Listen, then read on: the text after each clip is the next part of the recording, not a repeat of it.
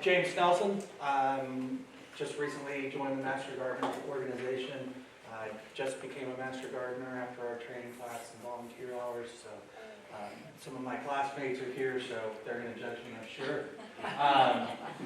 I'm a mechanical engineer. I work in the wind power industry. And I started hydroponic gardening back during COVID as a COVID hobby among the thousands of other hobbies that I have, because I like to tinker, I like to build stuff, and I have 1,000 projects at my house, which my wife is so pleased about. But this has actually been one of the more fruitful projects that I've gotten into. It's lots of fun.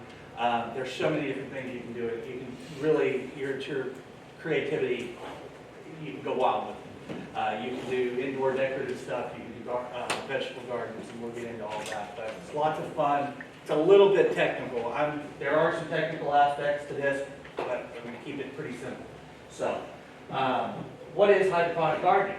So, hydroponic gardening involves growing plants without soil, using water-based nutrient solutions to provide sustenance to the plants and supporting plant by some inert substrate in the soil. So, rather than soil. So, rather than using soil, you're using some inert material from I've seen guys use pool noodles. They'll cut pool noodles up and put plant. That's what's holding the plant. It's just some material or some mechanical means to support the plant as the roots go into a nutrient solution. The picture down at the bottom. I don't know. Have any of you been to the state fair? So if you have the chance to go to the state fair, it's really cool. They have a massive hydroponic gardening system that runs all year round, and all the plants that they produce go out to the community as free food. And it's a really neat system, and this is a picture of it, of where at least this is just one row. So there's a lot of vertical stuff. There's a whole bunch of neat stuff in this, and they grow everything, from herbs to lettuces to tomatoes.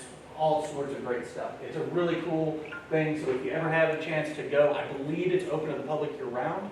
I'm not 100% sure, but definitely during the state fair, it's there. So, this is where I geek out, and I have lots of fun, because there's a lot of different methods for hydroponic gardening. There's ebb and flow, which is basically the solution is in constant movement or in periodic movement, where creating somewhat of a wave, so it's keeping the nutrient solution oxygenated. There's a Kratky method, and I don't know if I'm pronouncing that correctly, but that's basically a bath that the nutrient sits in. And as one of our door prizes, or actually two of our door prizes, somebody will get some jars to do the Kratky method and do a very simple hydroponic method. And it's just a bath of solution and the plant grows into it. This is a picture of it here. Nutrient film techniques, deep water cultures, wicking hydroponics, drip hydroponics, aeroponics. All these different methods are just, they vary in size and scope, and these are all shown horizontally, but one that is a good method for vertical growth is aeroponics. And these are just different means to supply nutrient to the plant. The roots don't have to be constantly submerged in the liquid, but they do need to be constantly wetted, or at least periodically wetted so that they remain moist. And I'll show you some more of that. I've got a couple of links on these slides as well where I got these images from. They're also great resources to read if you're interested in hydroponics. And I've got a lot of show and tell stuff that we'll do more toward the end here, and maybe some periodically throughout.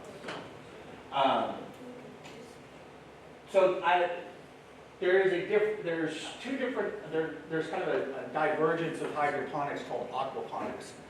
And the difference is aquaponics is kind of a full regenerative system.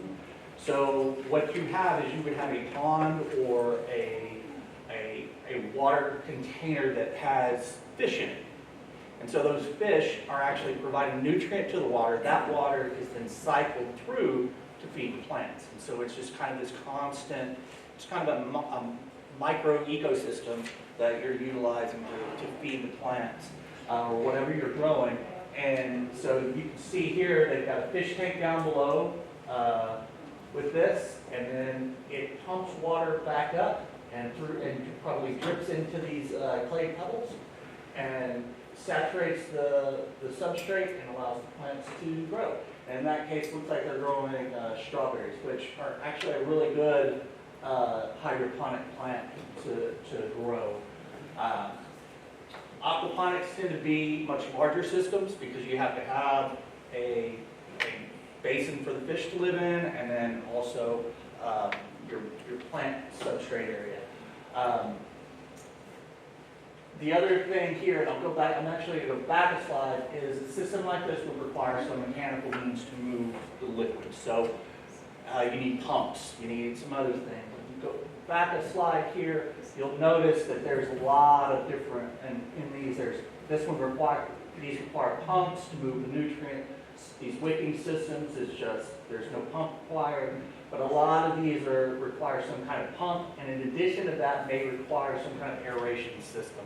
So, you know, like you have a fish tank with an aeration stone that's kind of keeping the water moving, keeping it aerated and oxygenated, which is very important for the plant's health and growth. So, okay, what's needed to get started? And sorry, he's kind of cooked up and cutting off some of my pipe stuff. You need to determine a budget. This is one of those things that can really get out of hand. These can turn into huge projects. A lot of it can be DIY, but definitely determine your budget on what you want to do. You can start as small as a cracking method and do with a mason jar and some substrate and some nutrient, and you're good to go. And you set this into a windowsill or out on your porch, and there you go. And all you got to do is just replenish the nutrient as it goes down. Determine your system. You know, determine the methodology that you want to use and how complicated you want to get with this. It really goes. That kind of goes to your budget and your space, which is the next thing. Is you need to determine your location. Is this going to be indoor or outdoor? So hydroponics do really well in both. But if you're going to go with indoor, you need to look at possibly supplemental lighting. If you're going with outdoor, that would be exposed, you have to pay attention to the rain. So rainwater does not do well mixing in with your hydroponic system because it changes the nutrient balance, it changes the pH, and those things have to be maintained. So if it's exposed to rain, then you're going to be doing maintenance to pump out the rainwater if it rains and then refill it. Not a big deal, but it's just a consideration. Choose your containment and your substrate. So containment is anything that will hold the substrate that is holding the plant. And that could be a number of different things, which we'll get into more detail here in a minute. Those can be net pots, that's a little black pot that's inside the mason jar there, or a container. For substrates, you can use things like coconut coir, expanded clay pebbles, rock wool, pool noodles, like I mentioned earlier. Anything that's inert. You don't want to use, you're not using soil. You can use peat moss. That's what's in these that we've got, these little peat moss pellets that can be rehydrated and they expand. And I've got some other examples that I'll show you in a minute. You need to choose a nutrient, and there's a lot of nutrients out there. I'll go into some of the brands and how to use those. The different plants that you want to do. Most plants are good for hydroponic growth. Some are more difficult than others. Tomatoes, you have to do some planning and thinking, and you have to work with the nutrient a little bit more and make sure. But whatever plant you choose, you can either start it from a seed or you can purchase the plant and clean it off, and we'll get into that as well here in a minute. And then other tools that are helpful but may not be necessary are a pH meter, pH up and down solution, which is an acid or base, which helps adjust your pH of your nutrient solution, or a EC meter, which is electrical conductivity meter, which helps measure the amount of nutrient in the solution by parts per million. So we're going to go into each one of these in a little bit more detail. So these things can range from $1,000. You can go buy them on. You can buy a whole system. I actually own this one here. It's really neat. I love it. It looks like a spaceship, and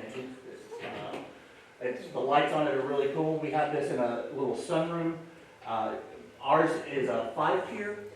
It's made by a company called Lettuce Grow. We love it. The solution is down the bottom. It's got a pump that runs, and a pipe that runs all the way up to the top, and it sprays and drips down. And this would be an example of an aeroponic system because it's kind of creating a spray and mist. And it runs on a timer. The lights are on all day for about 12 to 18 hours, and it pumps water probably 15 minutes every hour throughout the day, 24 hours a day.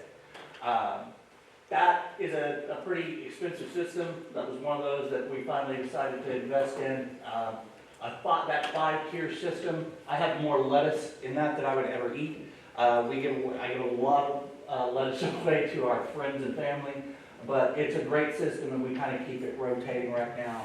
Right now we've taken everything out so I can do a cleaning on it, and we're about to get it started back up. But that's an expensive system. You can find them cheaper.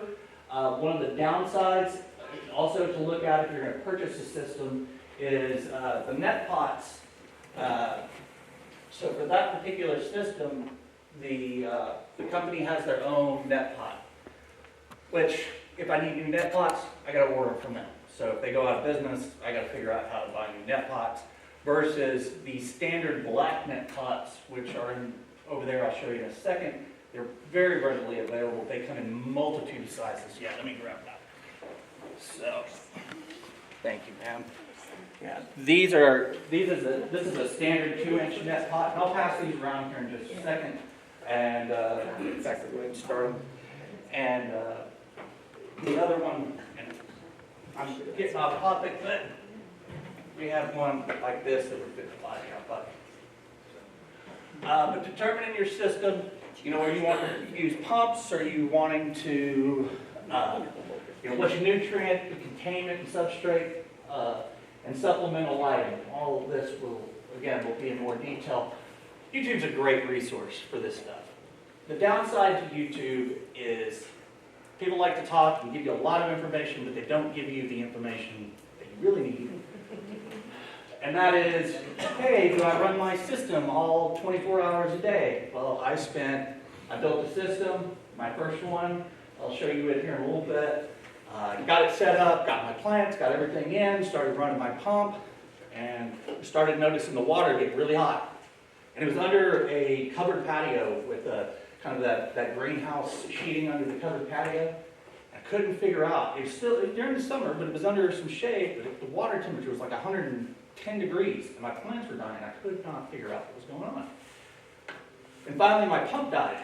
And I pulled the pump out, and it melted. And there was plenty of water in there, but the problem was that pump was running just constantly 24 hours a day, burned itself out, so I'm out of pump. I got to go spend another $60 on a pump. I've got all these dead plants.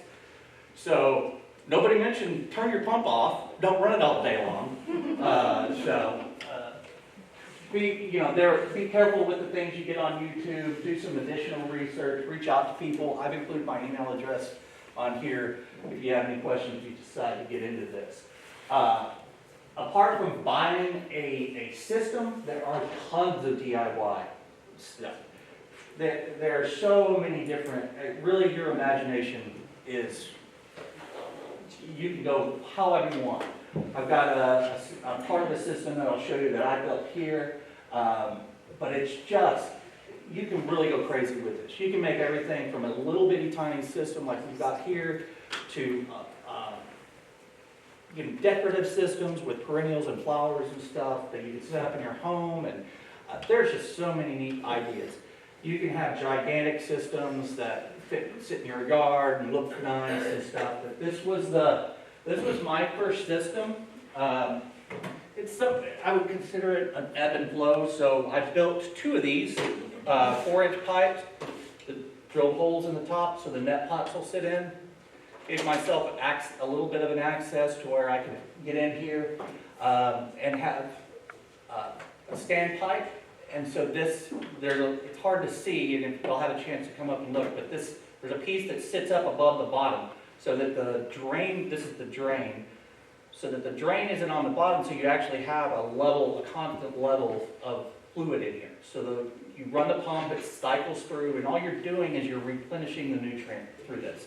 So the pump, the water would come up, fill this, drain out, and refresh it, and then sit for an hour or 45 minutes before it went through another pump cycle.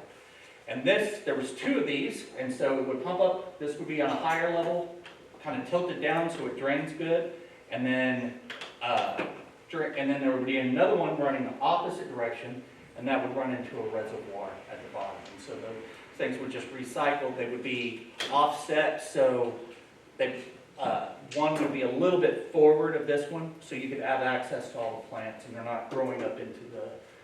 But there's a whole stand that goes along with this, and I actually tore that apart just recently so that I could clean it out and get it ready for possibly some strawberries. Words are hard sometimes. But there's a lot of neat ideas out there. There's a lot of products that you can just purchase. There's different methods. You can cut slits in the PVC and use a heat gun and form the PVC to where it'll hold the net pots and do a vertical system, all sorts of neat stuff. Great ideas on YouTube. Just take that next step and don't just use YouTube as the be-all, end-all. So this is kind of an example of the system that I built right here. And you can see how it would pump up to this high level and then drain through and back down into a reservoir. Here's another system that it's just a container, and they've got an aquarium pump that just aerates that, and all you got to do is pop the lid off every now and then and top it off with nutrients or add some supplemental nutrients. So this is a Dutch bucket system, which I have an example of here. And this is a great system for growing tomatoes. And what you do is you have a bucket with a hole in the bottom for a drain. This is where your plant would reside, and it's filled with these clay pebbles. And these you can actually get here in town at Garden World. They sell them bulk. At least they did when I was purchasing them. I think they still do. And you can order these net pots online that will fit on top of a 5-gallon bucket. And then with that, I brought some stuff here. With that, I had a little drip line system and had these lined up. These were lined up on like a shelf, 4 of them or 5 of them. And they'll drip in, it would drip in here and then drain to the bottom and recycle the nutrient through a reservoir. There are downsides to this system in the types of buckets you get. Black buckets, probably not the best, especially if they're going to be out in the sun. They're going to get real hot. You don't want clear buckets or white buckets typically, because you're going to start algae growth with that. But get him in a little bit of, you're going to need a lot of good sun and good direct sunlight for stuff like this, depending upon the type of plant, and making sure that this black, not the best. But I was in more of a shaded area, so the black was okay. I wouldn't use these again for doing a Dutch bucket system. So just the black, I read, again, YouTube's always, everything that's on the internet has got to be true. So people that were saying, oh, the black buckets are the best. No, the black buckets are not the best. And I should have thought of that. So, when you're designing your system, you want to figure out how much you want to grow, whether it's going to be indoor or outdoor. When are you going to grow? Are you going to want this system to be portable? So maybe the cool thing about hydroponics, you can go year-round. So as long as you can move it inside. Because you don't want your water to freeze or your plants to freeze. But that's what's neat about these. You can add some supplemental heat. You can add a heater to the water if it's necessary. All these different things. Again, your imagination can go wild. The substrate. So I use, in my systems, I use coconut coir. Coconut coir, you can get it at, I don't buy it at the pet stores, you can get it there. I think it's probably not as clean versus a plant-based or a plant-specific coconut coir, but they come in these bricks. And a brick, a normal brick-size brick, will give you about 10 gallons worth of coconut coir to use as once you rehydrate it. I buy these big bricks, gives me about 25 gallons worth of substrate. You can also, these clay pebbles were some others, I'll pass some of these around. And I had another one. There's a product called, these little plugs, I forget what they're called. I had a notepad here earlier with this name written down. So something rooter. You can find them online. They're made by a company called General Hydroponics. Rapid rooter is what they're called. And you can buy them in a package. They come in a big Ziploc bag, and they're wet.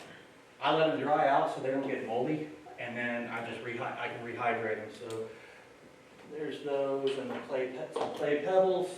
The other type of substrate that I tried to play with and I found I didn't really like is this product. It's called rock wool, and it feels like home insulation. It's not as scratchy as fiberglass, but it's not. It's made of stone that has been spun and ground into this fiber, some specific type of stone. The reason I don't like it, it doesn't go into my compost bin. I just got to throw it, once you use it, you got to throw it away. It's not compostable, which if you get into hydroponics, you're going to have a lot of material left over after your growing cycle. And I wanted to use that. I wanted to reuse that and put it in my compost bin, and John will talk about composting later. The other thing about this stuff is you have to neutralize it. So it has to soak in a pH solution for a while before you can put your plants and seeds in it. And these are great for, you can start seeds in these. They're awesome. But I just decided to not. I still got some, and decided not to use them anymore. I didn't like how they were.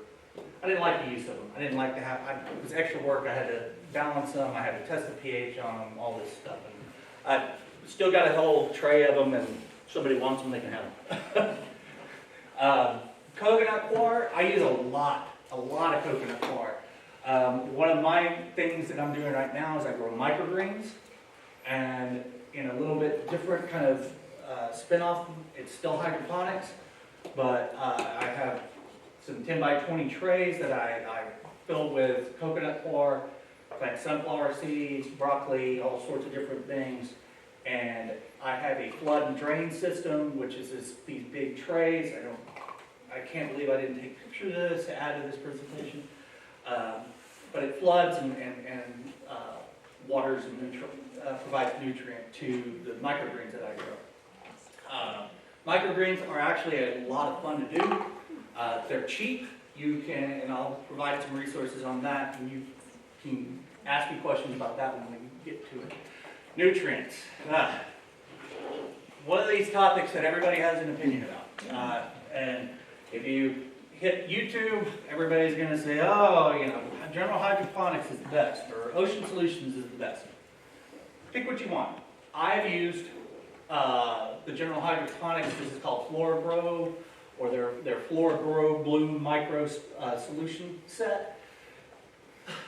It's very good. It's worked wonder. It's been amazing, and I still have some. I still use it. Problem is I got to mix 3 different nutrients and add it to my water. I've recently started using what's called Ocean Solution, and been very happy with that. It's a little bit simpler. I think there's benefits to both. I see difference in growth I think this is something that really you need to go out and try for yourself. There's also Fox Farm provides some liquid nutrient. Fox Farm is a little difficult to determine which is their hydroponic solution. So I would say you need to research the nitrogen, phosphorus, and potassium content of any particular solution you want to use. Make sure it's good for hydroponics. But you can periodically get the Fox Farm products locally at either Garden World or Willow Creek. But there is a guy in town who has a big hydroponic system, or they grow a lot of hemp, for CBD and things like. And he buys up a lot of this stuff as soon as it gets in. So this stuff is kind of difficult to find locally, and your best friend's going to become Amazon if it isn't already. I would prefer, my preference, if I can buy it locally, I'm going to buy it locally. That's just me. But if I can go find it at Garden World or Willow Creek first, that's where I'm going. After that, I'm going to try Lowe's, Home Depot. But after that, it's a lot of times I'm having to buy stuff on Amazon. Before I go to Amazon, actually, I prefer to go to the company's website and buy directly from them, which I have a favorite company that I'll show you here in a little bit. So that's the solution. One quick thing on this. Read the directions. Read the directions. You're going to invest a lot of money in a system. You're going to invest a lot of money in plants or a lot of time in seed growth. You're going to have all this stuff going. And if you don't follow the instructions, you're going to kill your plants. So you're going to either shock them by having way too much nutrient and you're going to kill them, or they're not going to have enough nutrient and they're going to die. So follow the instructions. They're really, they work, the instructions from these products work perfectly for what you're doing. But yeah, definitely follow the instructions. Use safe practices in handling this stuff too. It's highly concentrated. Wear gloves, safety glasses if you need to. But be careful with this stuff. It can, it's not good in the high doses that it's there. So read the safety instructions and follow the directions when using these. Maintain your system. So it's gardening. Still gardening, you're not going to be hoeing or anything like that, or weeding, which is nice, but you still have to maintain it. So you've got to maintain the pH. We'll talk about this at the end of this slide a little bit more. But you want to maintain your pH. You want to maintain your nutrient solution. So that could be redosing periodically. That could be draining your system and refilling it with new nutrient. However you decide your maintenance cycle is going to be. I like my big system, my big lettuce grow system. I dose it once a week, top it off with water, but check the pH. And then after, I typically let it go for about 2 months, and we'll replace plants as we harvest them. And after 2 months, I take the system down, I clean it because it gets gross, and stuff starts you get some slime and some weird stuff from the plant matter, and you need to clean it out because this is stuff you're going to put in your body afterward, and you want it to be clean. Water. Don't use distilled water. It's okay to use spring water. I prefer just regular tap water. If you can filter it, even better. Regular tap water is just fine for hydroponic systems. You don't want to use distilled or RO water because you're stripping out all the minerals that are already in it, and that distilled water is typically pretty harsh on your plants, and really you're starting from nothing and you have to build it all back up rather than starting from a nice foundation of good water. You're watering your plants with probably rainwater and tap water. Use that. I'm going to caveat that with rainwater. If you have a rainwater collection system, you shouldn't use it in your hydroponic system. The reason being is it's going to throw off your pH, and I'll get into pH a little bit more here in just a second, but it really will change it, and you want to be consistent. You want to, the more consistent you can be in this, the better. So if you were going to use rainwater, you want to use rainwater all the time. Well, that may not always be available. So that's why I say that. You want to watch for mold and fungal growth on your plants, so you want to prevent damping off. You are dealing with a constant wetted system, so damping off, which is where you get fungal growth on the base of the plant and will kill it, especially in young early plants when they're just starting out as sprouts and seedlings. You also want to watch for mold and fungus and algae growing on your system. Get that addressed quickly.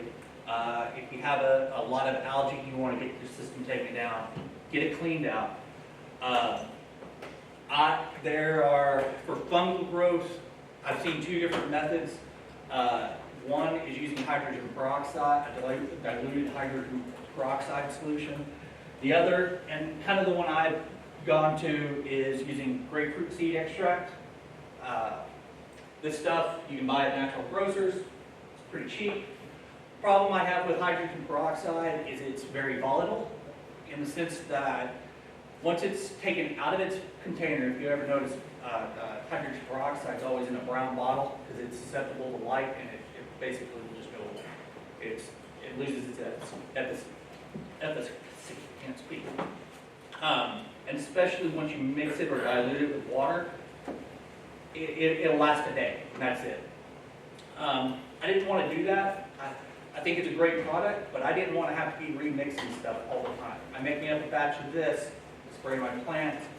There's no flavor. It's a good antifungal. It knocks, when I see, especially in my microgreens, when I see some little stringers because I maybe overwetted my plants, spray that down, in a couple hours that stuff's gone.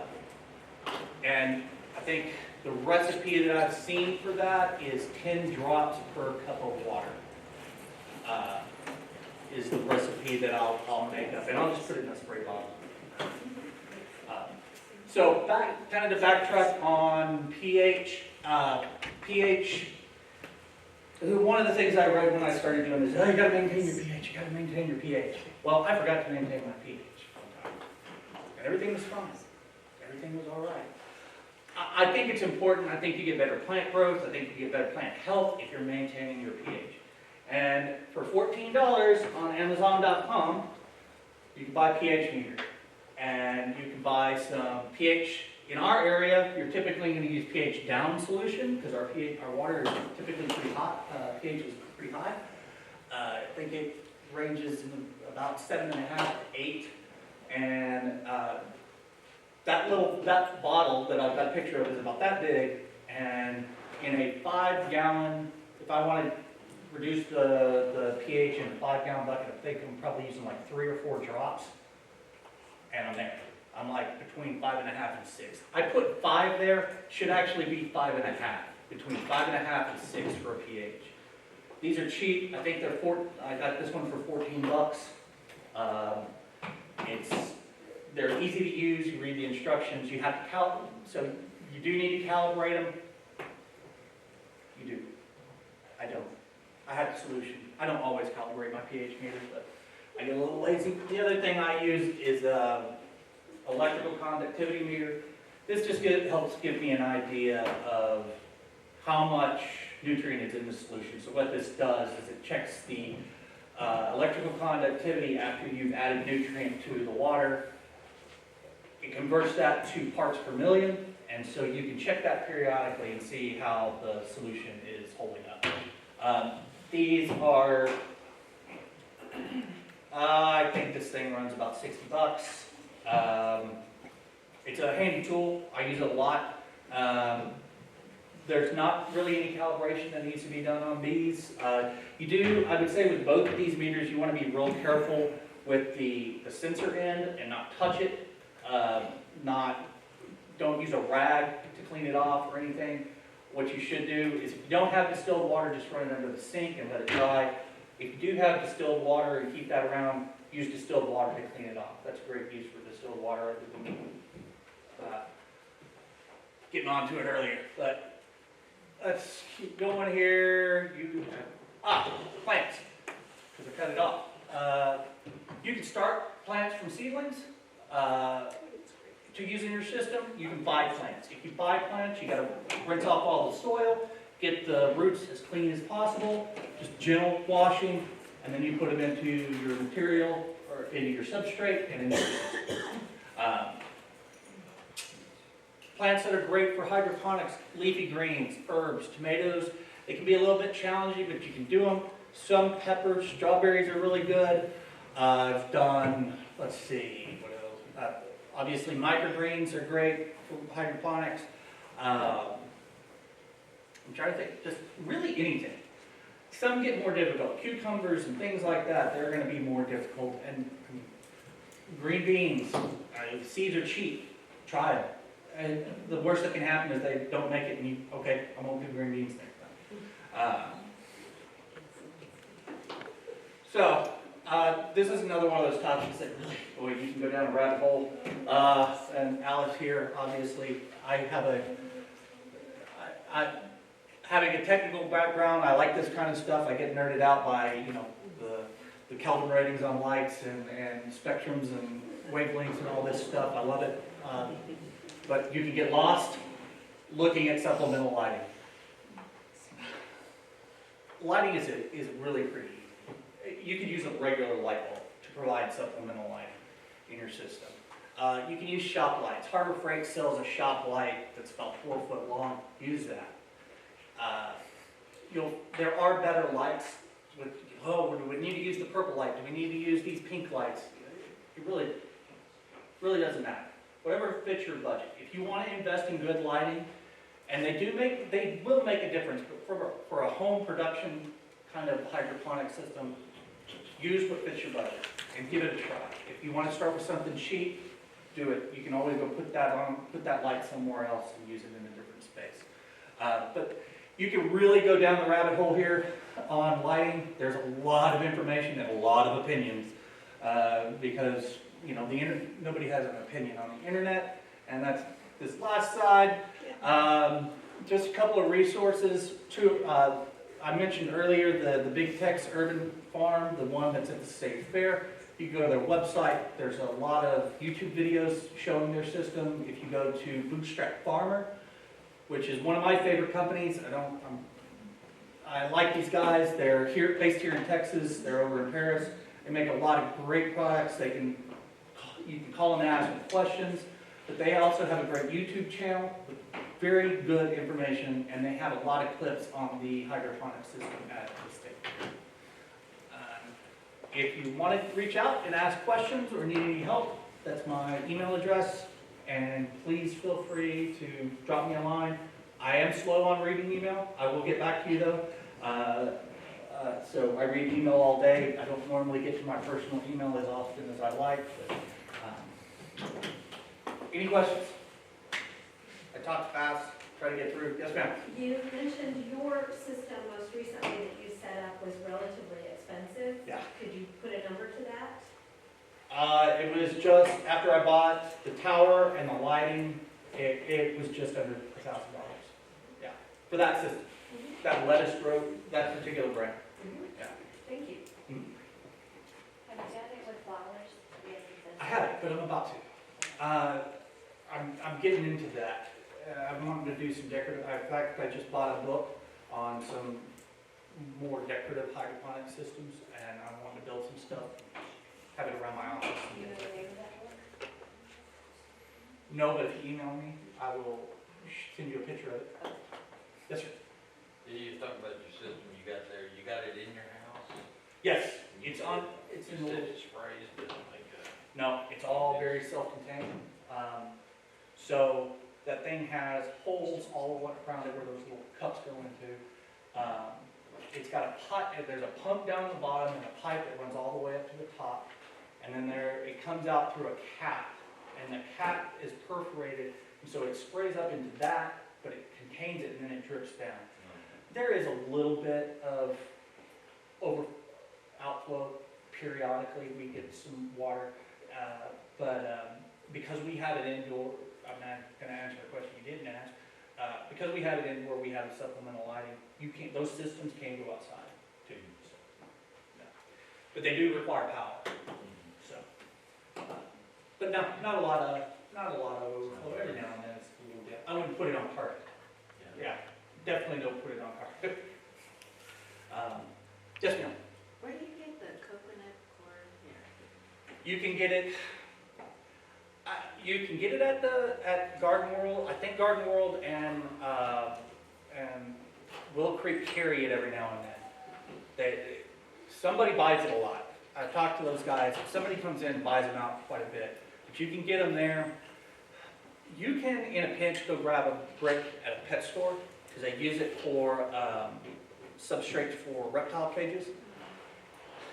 I don't think there's a reason not to buy it there. I don't know. I think it's probably doesn't hurt. I started off, that's where I bought my first brick, but now I order them on Amazon because I order these big bricks. I order like 5 of them at a time. But you can get them on Amazon, garden stores. I don't think they don't carry, I haven't seen it at Lowe's or Home Depot. But Garden World the last time I was at Garden World, they had some bricks. They were pretty expensive there. There is Fox Farms. I think they actually sell it in a bag rather than the brick. So, Thank you. any other questions? Can I see the previous slide? Sure. That one? Yep. And these presentations will be available. I tried to get some more better resources from YouTube. There's an Australian guy that I really like. He tries a lot of different systems. He's the one that he uses pool noodles.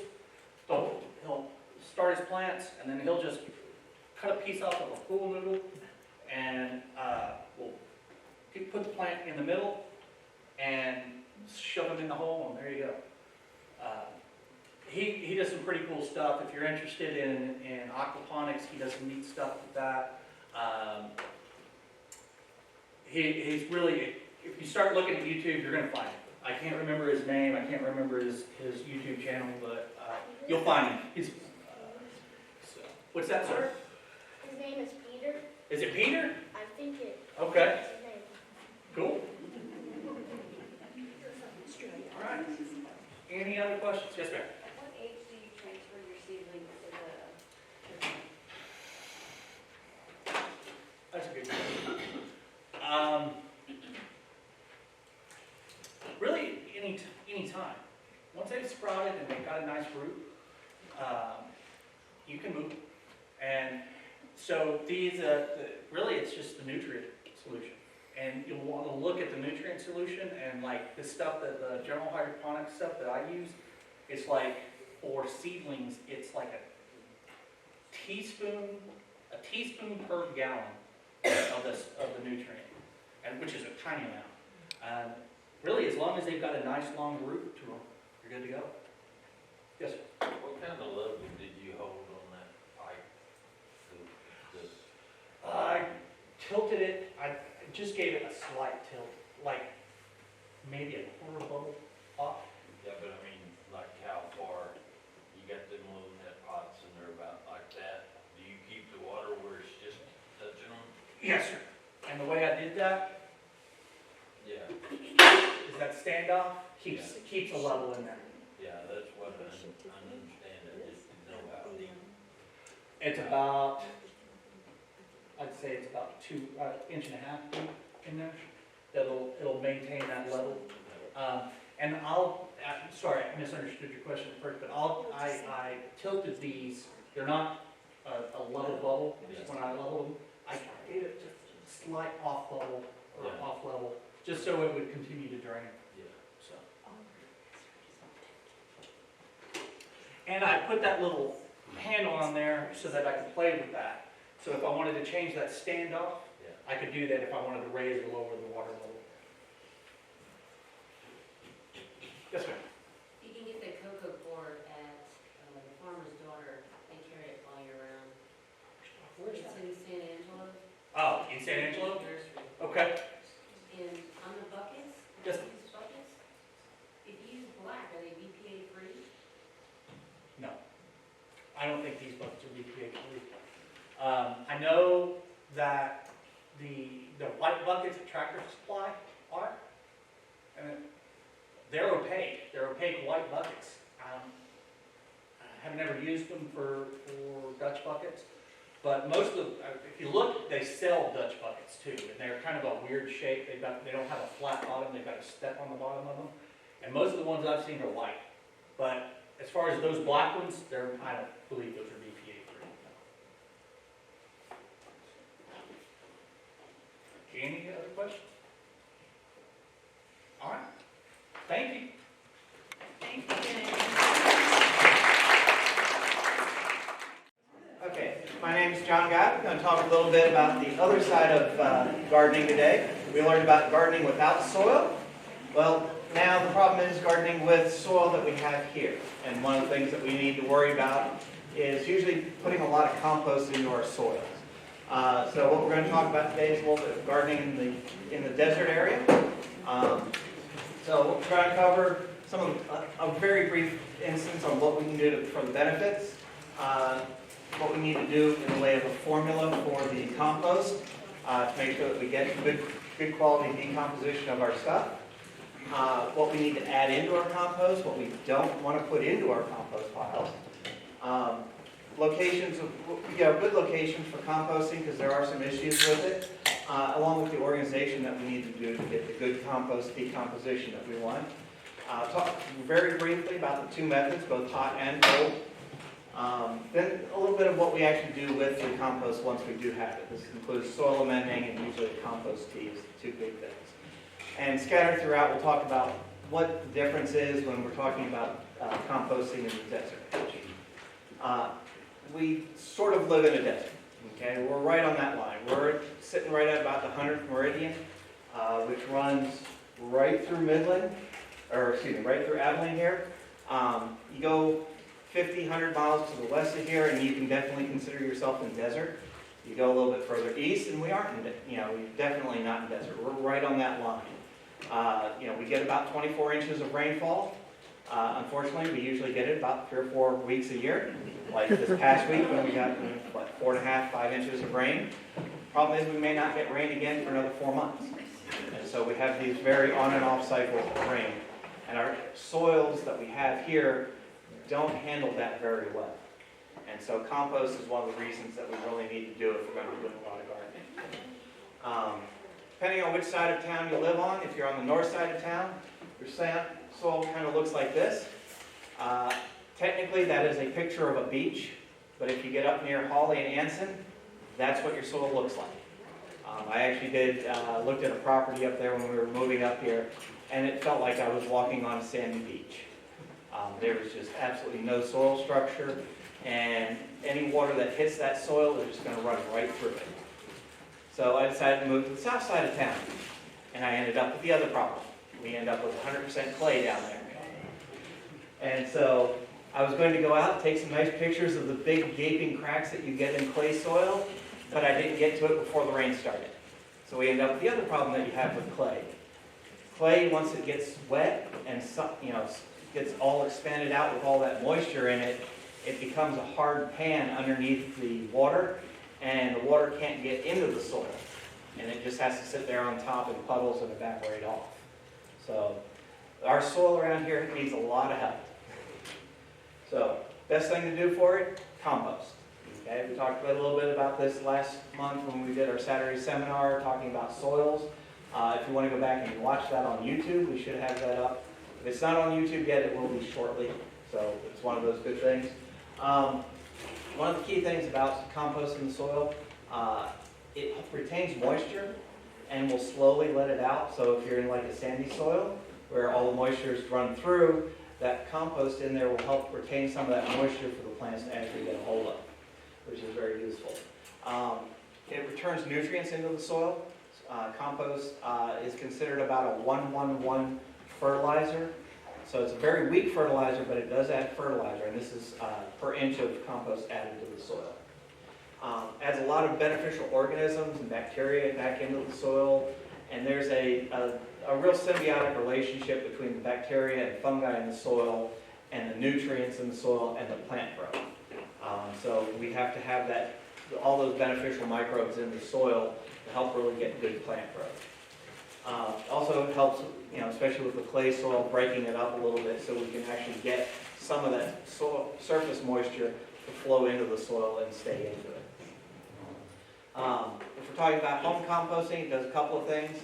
How many of you, bag your leaves and then throw them out on the trash, out with the trash? Okay? You're throwing away all the nutrients that are on your soils and your property and taking them off to the landfill. If we can recycle those on site, we can take all those nutrients and plug them back into the soil where we need them, especially. So, and it's a natural way of doing it. It doesn't take any extra special stuff to do. It just lets Mother Nature take care of the process for us. Talked about the benefits of adding it to the soil here because of the clay or the sand soil that we've got. Now, it does do a nice thing for economics for us. If you're in a sandy soil, you don't have to water as much because it's retaining some of that moisture. It doesn't help so much economically for the clay soils, but definitely for the sandy soils, it really helps. The other side of that is you don't have to add as much fertilizer to your plants to help them grow if you're putting a lot of compost into your soil. There is a lot of physical satisfaction if you're doing a hot composting pile. I will talk about that later, so it can be a good workout for you. Also a lot of mental satisfaction, being able to create some stuff out of garbage. So, the other thing that it is for economics is long-term for us. About 2/3 of the stuff that we put in our trash can and haul off to our landfills can be recycled on-site and put into our plants. Okay? Long-term, this will help save our taxes from going up because we won't have to expand the landfill at some point in time. We're good now, but it's always better to save off, a little bit now to save off a lot later. One of the things I found as I've studied compost over the last 10 or 12 years, most of the books that we have written for compost seem to be written by people either in the northeast corner of the country or the northwest corner of the country. And their climate is way different than ours. Okay? They're getting 30, 40, 60 inches of rainfall. A lot of times a lot cooler, a lot more humid compared to ours. So we end up with, the science works for them where they're talking about it, but a lot of the little techniques that they're talking about don't work for us because of our hot, dry climate down here. So this is one of the things when we talk about doing it as a desert type environment, this is one of the things we have to worry about. The other thing that I've found when we're talking about books, publishers for books, their job is to sell books. So if they can find a niche market and find somebody to write a book about it, and they think they can make some money selling a book, they'll do it. Doesn't mean that what the author writes is scientifically true or can be scientifically proven. A lot of it will be anecdotal evidence in there, and that's usually not the way we want to go. We want to make sure that we've got that science behind us to prove what we're doing. Okay, so be careful on which books you actually do read. The more scientific that you can get, the better. And when you're talking, especially on the internet, as we were talking, everything on the internet is true. Well, if you go to the state extension agency type websites, these have a lot of good science-based information. So that's what we're really want to work on. And the other thing that they do when they talk about it in books a lot of times is they don't distinguish between a hot composting method and cold composting method, and so it gets a little bit of confusion in there. So it is science-based. We are talking the science of decomposition. Not real hard, but it's a distinct science on what we're looking at trying to do. Okay. The thing that we find out that, when we start looking for information, a lot of people do composting, and it worked for them, so that has to be the way you have to do it. Not necessarily true. So, you just want to make sure that, when you're doing it, you look at the science that's underlying the whole system, okay, which we'll talk about here in a second. But there's a little bit of an art. Like I said, doing it in the northeast or the northwest corners of the state, of the country, is going to be a little different than doing it down here in Texas. Our goal is to produce what's called humus. It's basically a decomposed organic material. It's really good, fluffy stuff. It's beautiful stuff to put in your garden. Now, if you go look at what the scientific definition of composting is, it's strictly the intentional organization of organic material to help it decompose faster. That's all it is. Okay? Now, what's organic material? Well, pretty much anything that was alive recently. Oil used to be alive at some point, but it was a long time ago. It's chemically changed. We're looking at recently deceased things. Can be anything from plant or animal material. Okay? Animals, a little bit of a tricky subject, which I'll talk about here shortly. This dead material, a lot of times it drops to the soil around here in the form of leaves, branches, that sort of stuff. The problem around here is the winds come in, especially in spring, and all of those wonderful leaves that have dropped over the fall and winter just get blown around. Okay, so we're trying to capture those before they get blown around and put them into our compost pile so we can decompose those as we need to. Okay, so we're just trying to sit there and assist that decomposition process. What we're doing when we're composting, there's two types. There's aerobic or anaerobic. Aerobic is with oxygen, anaerobic is without oxygen. We're going to try and keep it in the aerobic sense for decomposition. Key reason for that, anaerobic decomposition is very stinky, and most people don't want to smell it. Think of a bucket of water that's got some sludge in the bottom of it. You dump out the water bucket and you get that really nasty rotten egg smell. That's hydrogen sulfide. That was caused by anaerobic decomposition, not aerobic. So we want to try and keep away from the stink, okay? Because that helps get us friendly with the neighbors so that we don't have all this wonderful neighbor issues because of smells. Finished compost is full of not only the humus, but a lot of soluble nutrients, and also a lot of microorganisms in the way of bacteria, fungi, and molds, which are very beneficial to the soil. Because compost has all of those microbes in them, we want to take a few precautions. First one is make sure you have a tetanus shot recently. Getting stuck by things and having little cuts while you're working on your compost is not a good thing. You can get tetanus reasonably easily, especially if you get stuck with some metal. A lot of times it'll puncture, put a nice big puncture in your finger. So be careful with that. Life lesson I learned. First thing, if you get a big cut, you go into either get stitched up, or if it's become a little bit infected. First thing they'll ask you, oh, when was your last tetanus shot? I don't know. Nobody remembers that. Next time you have to go get a vaccine or anything like that, go ahead and get, especially if it's a big year for you, a year ending in 0 for you, or 5, or if it's a 2020 or 2030, 2025, something where it's an easily memorable number, go ahead and get a tetanus shot then. Okay? That way when somebody asks you, oh, when was your last tetanus shot, you can tell them because it'll be an easily rememberable number. I've learned this. So, any time my son hits a 0-year birthday, I have to go get a new tetanus shot. So that's how I remember. Cover any wounds that you might have on your hands, nicks, cuts, that sort of stuff. Usually with a Band-Aid, preferably one that seals up really nice and tight. And then we'll also wear gloves so that you can try and keep that protected. You still want to wash it very thoroughly once you get down inside though. Okay? While you're working with your compost pile, a lot of times we're going to want to make sure that we sprinkle it down. All of the top layer of compost piles do have a tendency to dry out no matter how careful you are. And so that top layer will produce a lot of dust with all of these microbes in it. So you want to go ahead and soak that down and keep that dust level down to a very bare minimum so you aren't breathing in all of those nasties.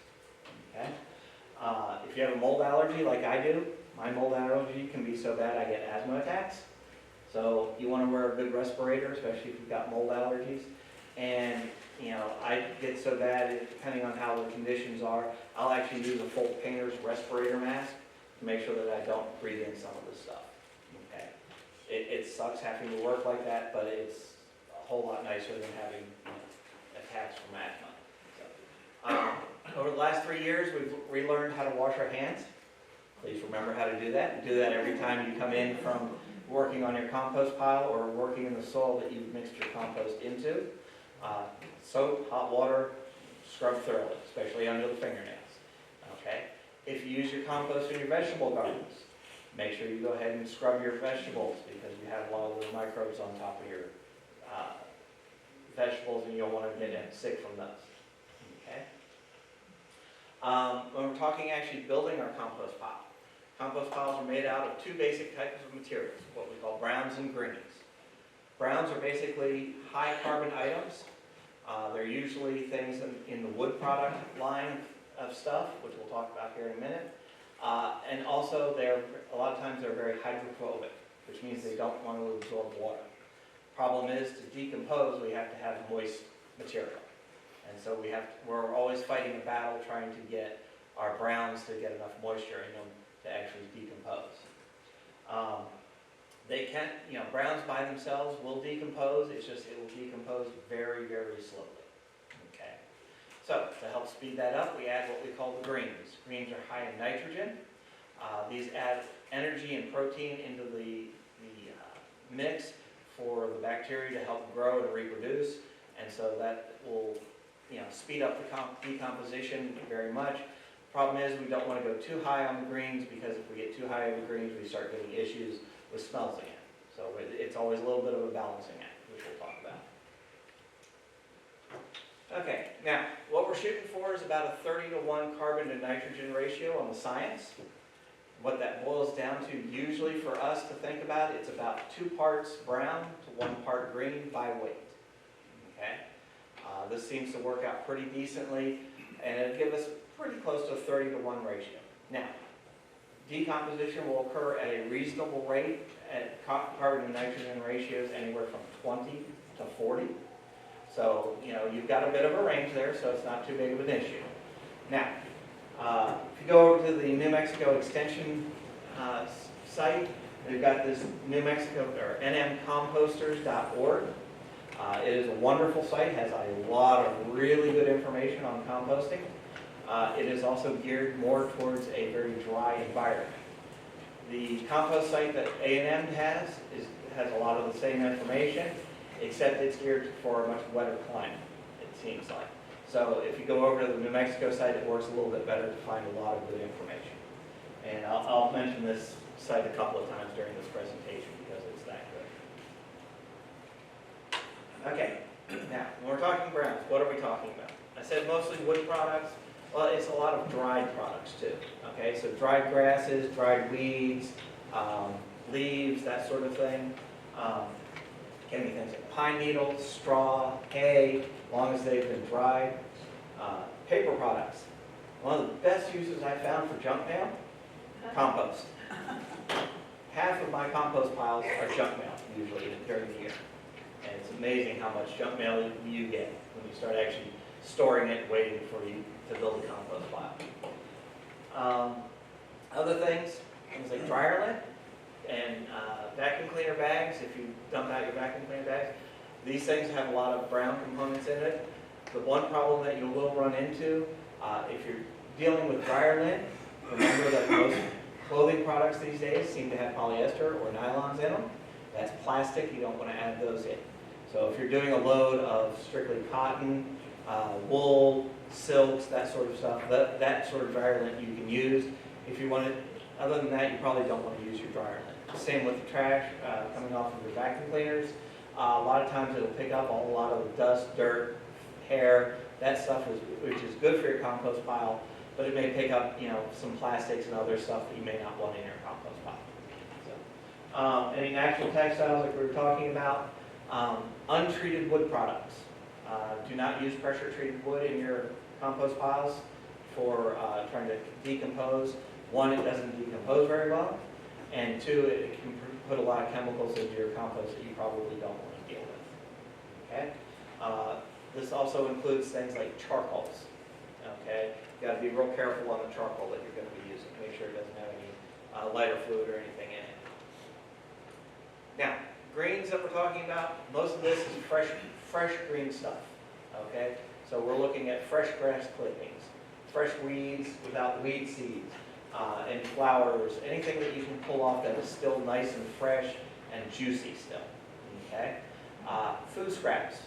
Fruit especially has a lot of moisture to it, which is real good. It adds a little bit of moisture straight into your pile that you don't have to add yourself. Coffee grounds. They may be brown, but they count as a nitrogen source. There are several of the coffee houses in town that you can probably ask them if they will save coffee grounds for you if you're a repeat consumer. Okay? Make sure that they will save them for you, and then you can get a whole bunch of coffee grounds for your compost pile, which is always nice. Food leftovers. The big thing about eggshells, if you're going to add eggshells into your compost pile, while they do add a little bit of nitrogen too, they add a lot of calcium into your compost pile, which is very good, especially if you're using it for your vegetable garden and especially around tomatoes. The one thing with eggshells, you want to go ahead and make sure that they are crunched up really small. Big pieces of eggshell take a very long time to decompose. So if you kind of grind it up and crush it up pretty small, it'll actually decompose and mix in with your compost pretty good. If you've got fur babies, one of the best uses for all the little fur babies that you get every week is to go ahead and throw that in your compost pile as a nitrogen source. Okay? For those of you that are hairdressers, you can actually use the hair that you sweep off the floor. Everybody's like, ooh, it's hair. Yeah, but by the time it goes through the chemical process of decomposition, there's no remnants of that left in the compost that you're putting into your garden. The one thing about that, though, is if the hair has dyes in it, you may or may not want that in your compost pile. Other green things, I'll skip the first one for a second. Blood meal is a good nitrogen source if you're going to add some extras. Things like alfalfa and alfalfa pellets, a lot of times straws, hays, and alfalfas, a lot of times will get wet and they get moldy and you can't feed them to your animal. What does compost do? Compost is mostly bacteria, molds, and fungi. They love, so it's not a problem to throw into your compost pile. So you get something that's considered a waste product from your animals, and you now get to put it into your compost pile and grow some vegetables. So, fish and fish emulsions, fish meal, that sort of stuff, you can add a lot of nitrogen to your compost pile. The problem is it adds a lot of smell to it too, so be careful with that. Now, getting back to the manures, we're talking vegetarian type manure. So we're looking at cow, sheep, goat, alpaca, horses. Horses are the big ones. You can always find horse manure, right? If you know somebody that has a horse, they're trying to give you as much manure as you can take off. Okay? The problem is what they feed the horses. Okay? Most horses are fed hay. Hay is a grass. Most grass fields that they're trying to grow for hay to sell for people that feed to their horses is sprayed with a broadleaf weed killer. That broadleaf weed killer takes about 3 years to decompose in the natural cycle.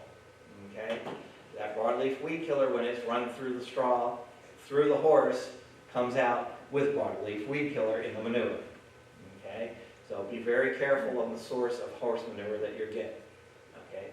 Either they have to be feeding organic hay, which means it will not have been sprayed with with broadleaf herbicides, or they're going to have to be feeding them something like alfalfa, which is a broadleaf weed or a broadleaf plant, and so that's not going to have been sprayed. So you have to be very careful on what hay you're actually going to put into your and manure you're going to get from your horse.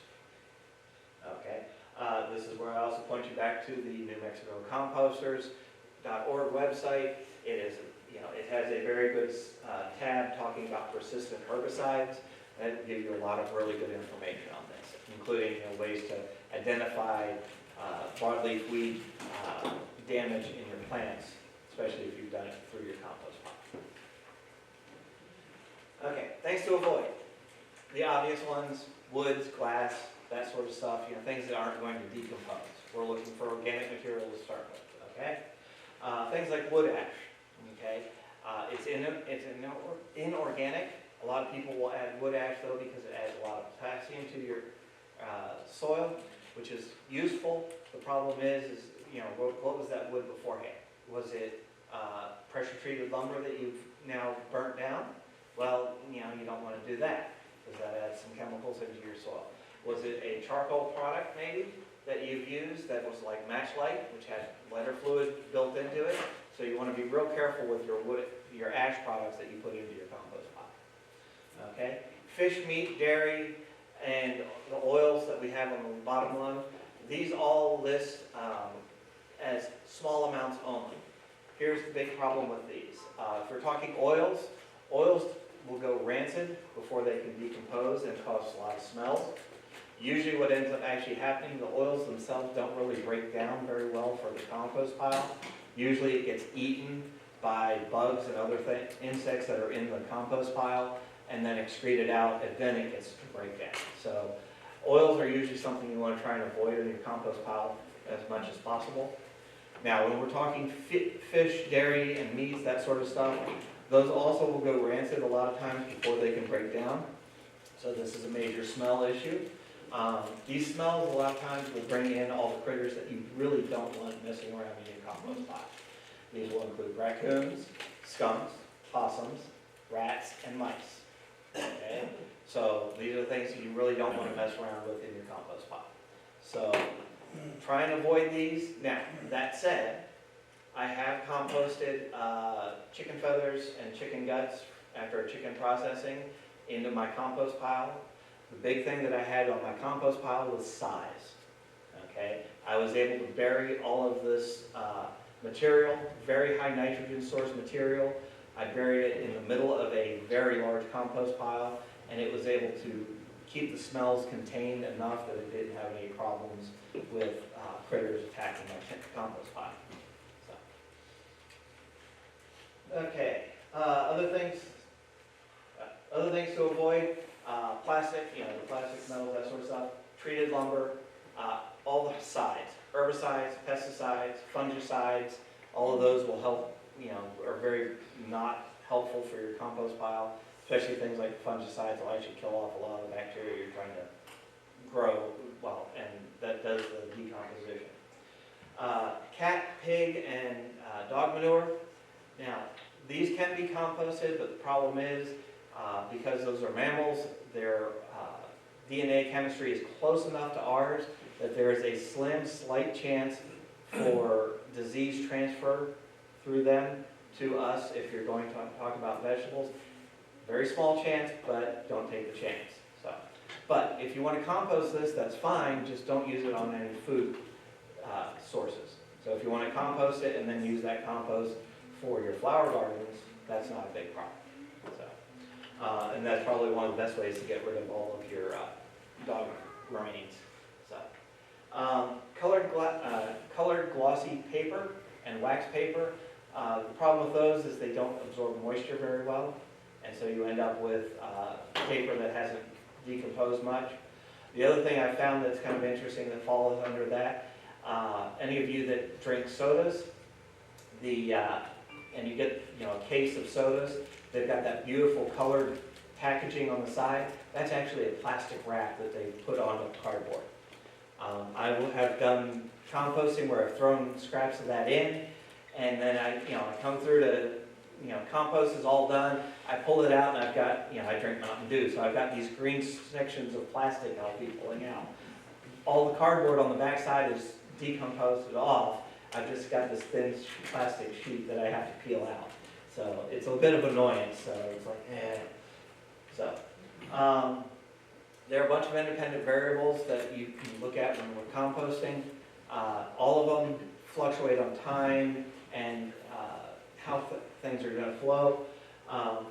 Key things we want to think about, things like the summertime, keeps the compost pile a little hotter than it does in the wintertime, so it'll decompose a little faster. Thing is, most people will start in their compost piles in the winter, so it may take a little bit longer. Aeration, we want to make sure that we've got enough oxygen in our compost pile while we're building it and throughout the decomposition cycle. Otherwise, it gets kind of stinky. Our moisture levels, we're looking at about 50% moisture content. Now, what that looks like, think of coffee grounds that have been run through. They're all very moist, but they aren't dripping.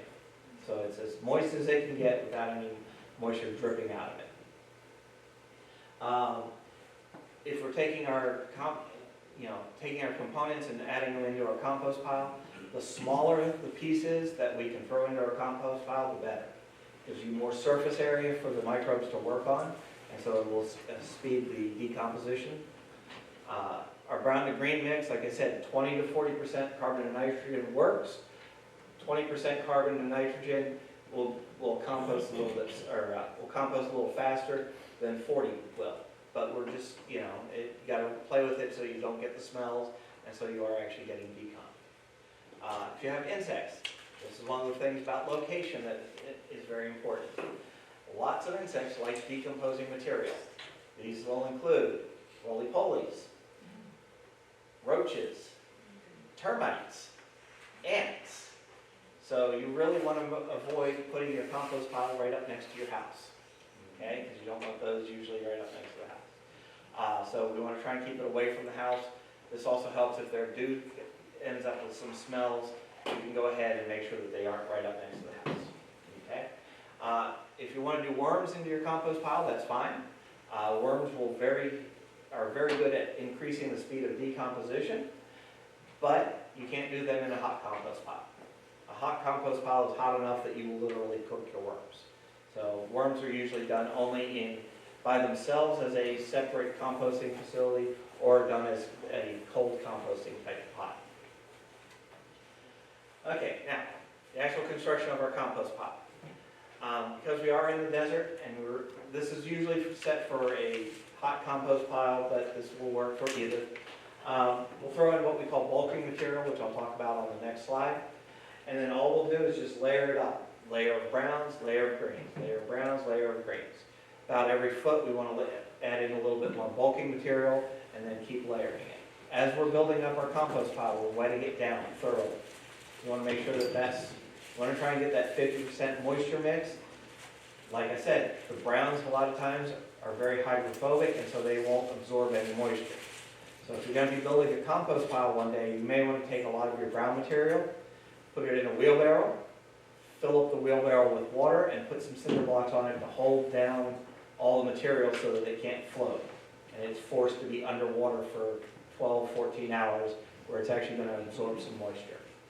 So that's one of the neat little things you can do to help make sure you get the moisture level up in your compost pile. Next thing, a lot of times what I'll do is I'll add some wood chips or something like that across the top of the compost pile. This is not so that they can decompose, it's strictly as a cap layer to try and keep some of that moisture in.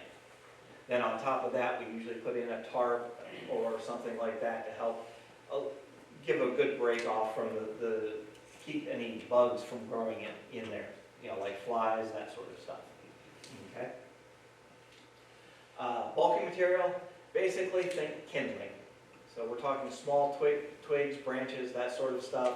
Can be pine cones, can be pine needles, anything that's not going to compress very well, and give you a little bit of extra space where you can get air voids to add a little bit of extra oxygen into your pile.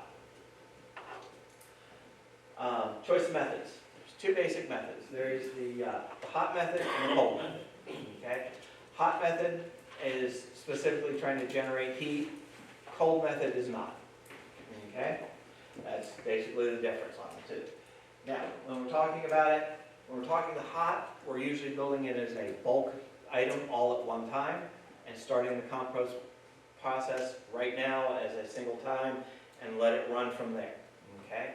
What we end up doing with the hot compost method, we're usually trading time for labor. The labor is us going in, turning the compost pile, making sure that the oxygen levels in the compost pile are nice and high, making sure the moisture levels are high, making sure that that compost is at the perfect conditions to decompose as quickly as possible. Okay? And what that does is that shrinks that time by, sometimes a factor of 4 or 5, and how fast we can decompose this stuff. Depending on how energetic you are, it can really decrease your times. Now, minimum size we're looking for is about 1 cubic yard. Maximum I would recommend, if you were doing it by hand, is about a 5 by 5 by 5 pile. This comes from experience. Compost weighs about 3/4 of a ton per cubic yard. And when you get up to the size of a 5 by 5 by 5, that is a under 30 man, heavy exercise laden boy's job, because that's 5 cubic yards. So you're talking about moving 4 tons of material if you're trying to turn over a 5 by 5 by 5 compost pile. That's a lot of work. I don't do that anymore. I used to. I now have a tractor, so now I can do that size pile again, but it's not me doing it manually. So, part of this, the reason we're looking for this big size, we're trying to get a big insulated mass, okay? The outer edges of your compost pile have a tendency not to compost out very quickly. They'll kind of cool off, and they also dry out. So that center section we're trying to keep nice and insulated from both being dried out and also from keeping all that heat in it. So that's one reason we do it in the larger batch compost. The more you turn and churn the pile, the better it is for the pile. Okay. As we get the conditions perfect for the pile in the way of moisture content, carbon and nitrogen ratio, the microorganisms in there will break down carbohydrate bonds and generate heat in the process. And this heat can be pretty good. We're talking at upwards of 150 degrees sometimes. I have seen temperatures in my compost pile at 180. These were pushing the boundaries of what you really want to do. It's good to help kill off things like weed seeds and pathogens in your compost pile. The problem is it actually starts charring the wood. It gets so hot in there.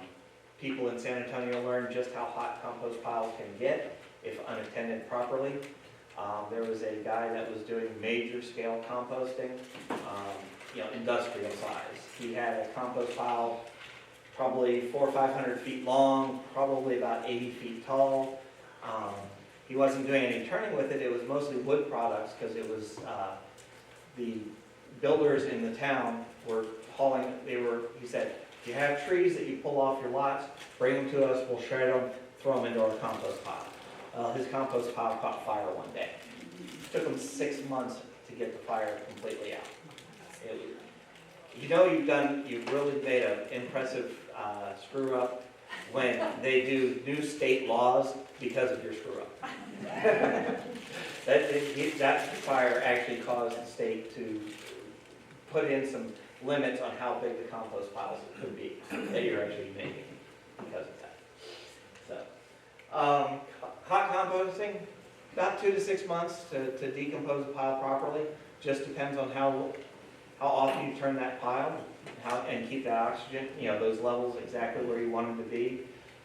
You can actually go online. They'll talk about the 18-day compost. I don't know of anybody that has that much energy to put into their compost pile.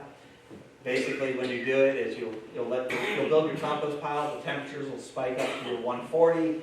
You'll let it sit for a couple days, and as soon as the temperature starts to drop down a little bit, you're supposed to go out and return your compost pile. And this works out, it's about every 3 days you're turning your compost pile. So it's a lot of work, but it does very much speed up that process. And you can get compost in a couple of weeks if you really try. Most people are not that energetic though. Usually when we're doing this, we're usually putting it in a 2 or 3 bin system. The idea behind the 2 or 3 bin system is you build your compost pile, it starts decomposing, it's time to turn the pile. You take that pile from one bin, toss it into the next bin, okay? And you kind of go back and forth between those 2 bins, and then when you get done, you kind of have the 3rd bin as a storage for the next one, and then you can start your next compost pile. A lot of times you'll do a cold curing phase, which is most of the hot composting is bacterial decomposition. A lot of the cold curing phase is actually a fungal breakdown. Breaks it down a little bit more to finer material. Don't really have to do it, but you can do it if you want. And then the one thing about hot composting, you lose about half of your material, both through compaction and heat loss. A lot of that energy that you're losing through heat is being, taken out of the material that you use. This is what hot composting should look like if you're in a nice wet environment. Don't do this around here. Make sure the piles are covered. Keep all that moisture that you see steaming off of your pile into your, in the pile. This is a compost thermometer. Talk about those, so these are used to keep an eye on your temperature. They usually come in night. You can buy them usually online. Occasionally you'll find them around locally. This is what they look like. If I can pull it out. This is actually our door prize for the compost section of the class. So they're nice and long, so you can stick them in and get them into the middle of the thing. They're usually marked on the ends, the temperature ranges that you really want to see on your compost pile. So this is usually for hot composting. All right. Now, when we're talking cold composting, same processes are taking place. Big difference is a lot of times we don't have, because we aren't stirring that pile up, we don't get a lot of the heat generation. Okay? So the big problem with this is because we aren't doing that heat decomposition, where we're getting a lot of proliferation of the bacterial life, it takes a lot longer for the decomposition to take place. Okay? Now, if you build a compost pile as a single time and let it, and even if it's going to be a cold pile, a lot of times it'll build up heat initially, and then it'll kind of taper off, and it'll basically bring down to ambient temperatures. So you may get heat, but it's not one of those things you're shooting for. Here's the big difference. We went from 2 to 6 months for a compost pile to anywhere between 9 and 18 months. Okay, so it can take a long time if you're doing cold composting. Okay, so like I said, trading labor for time. Now, if you do a cold compost pile, that's great. A lot of times, if you want to do it and just have it sit there for most of the time, if you feel like it's taking too long, go ahead and stir up that pile a bit. Do a turn on it, and it will increase the decomp for a little bit, and it can shorten these times quite a bit. A lot of times they're organized as a single bin because of either space or because you aren't really trying to turn it between two piles. The bulky material that we use for the hot compost pile, we really don't have to have for this because we aren't trying to get all that oxygen in there to get it to burn up quickly. The one thing is also the pile doesn't decompose quite as much or shrink quite as much because you aren't losing a lot of the material to heat loss. Now, fragrances and compost. There shouldn't be any fragrances. If there are any, it means you've got some anaerobic spots, so that they're either compressed or they've got too much moisture in it, or you've got too much green in that one spot. A little bit of a turn, you can aerate it, and it should take care of any fragrances you have. Like I said, 50% moisture is plenty for your compost pile, so don't go too heavy on it. The bins that we're going to be using, all we're trying to do is organize it so it doesn't blow away and to try and keep the airflow to a minimum through the pile. Okay? It's nice if it's neat and pretty, but it doesn't have to be. Okay? Just depends on how much your significant other wants you to have a pretty compost pile. Okay? It's nice if you can add to them and harvest from them very easily. Okay? Especially if you're trying to turn them, it's a pain if you have to dig into a big pile to turn it over. Okay? Mainly trying to control moisture and airflow, and trying to keep insects and flying insects and critters out. Managing the airflow, the lower the porosity, very few holes into the sides of your compost bin, the better. When we're looking about doing our hot composting, first inch, 5 to 10 inches of bulking compost or bulking material at the bottom is very good and useful. That allows a little bit of an airflow underneath sometimes. Okay? Always make sure we cover the piles, keep that moisture into our piles. You can buy things online for various types of composting material. You don't have to. These are kind of more of a cold composting type style. Add stuff into the top. It will decompose, and then you can harvest it out of the bottom chute down here. And then you can just keep adding material into the top, and it'll slowly decompose, and you pull it out from the bottom. Okay? But remember, it's going to take a very long time for this to decompose. The other thing you'll see on these, you've got holes and slots through this to add a lot of airflow into it. We want to duct tape or something over top of these holes to make sure that we don't get all that airflow. We don't want that for us. Okay? This was my compost pile that I used to have in Midland, and it was about 6 feet across, about 9 feet long, and got as high as 5 feet high. Okay, so it's a lot of compost. That was about 7 cubic yards of compost at a time that I was doing. Okay, as you can tell, I used to keep a thermometer punched right through the tarp that I had over top of it. And it's a little hard to see in these pictures, even with the lights on. The areas around here on the top 3 or 4 inches of this would always dry out. Didn't matter how much moisture I put on it. Those top couple inches always dried out. But inside stayed fairly moist and was able to decompose inside. So, the other thing on this, the sides on this, I used to use just galvanized metal, you know, old tin roofing off of an old chicken coop that was there. And then I also used cinder blocks. Cinder blocks works very well for us. Builds a good structure that we can get into and out of fairly easily, and it blocks all of the airflow. You can use things like straw bales. They work very well to help maintain that moisture and airflow going through.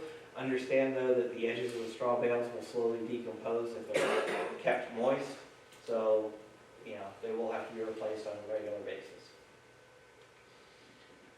This is what's called a New Zealand box. It's a 2 or 3 box system. You can find plans for these for free online all over the place. The nice part about these, if built with a good rot-resistant material of wood, they will last for a very long time. The nice part here also is notice that each of the slats can be pulled out. This goes not only for the front and the back, so you can add components in and out of the thing, but also between the 2 compost bins. So if you pull the top couple boards on this, between these 2 pins, you don't have to shovel from one side to the other to turn your pile. You just have to pull it over and it'll turn itself as it falls into the next bin. So half of your turning is a much nicer movement as opposed to shoveling. Go from one side to the next. If you're going to do things like round wire cages, these will work for compost bins if done properly, straight in like this without any thing on the outside. These will dehydrate in about 3 hours in our environment, no matter how much moisture you put into them. So I suggest you do something like this, where you put like a plastic bag to line it so that you can actually get some, you know, prevent the moisture from being sucked out. The one thing with this is these plastic bags only last about 6 months in the sun. So and then you'll end up with like plastic particles all through your compost. If you line this with cardboard first and then line it with the plastic, the cardboard keeps the plastic for the most part from decomposing, and the plastic keeps the cardboard from getting too wet and it decomposing. So it works very well for if you want to do that. Tumblers. I've been teaching this class for between 6 and 7 years now. I have met one person that has liked their tumbler. I would not recommend tumblers. They get heavy and are really hard to turn. They don't have to be expensive. Pallets you can find for free on a lot of places. One thing to think about this though, there's a lot of hole space for the airflow to get through. Maybe some cardboard or something in there to help block off some of the airflow. So. When's decomposition complete? Well, first thing is the stuff doesn't want to look like what it used to. Okay? So when my compost pile starts off, a lot of times it looks like this. It's got a lot of chicken manure in it and shredded junk mail and some pine shavings. Okay? So this is what it starts to look like. After a while, it starts decomposing. It still looks, this one's getting a little bit down to the point where it's a little bit done. It's still got some components in it that still look like pine shavings and wood shavings and stuff like that. So it's getting closer to being done. But once you get done, it will look just like normal soil with nothing in it that looks the same. Okay? Now, the interesting thing on this, when you open these up, Neither of those will really smell. This one will smell a little bit. They have that nice earthy fragrance. Okay, believe it or not, this is the one that I used with the chicken components in it. You cannot tell. It just smells like good, healthy compost. Okay, so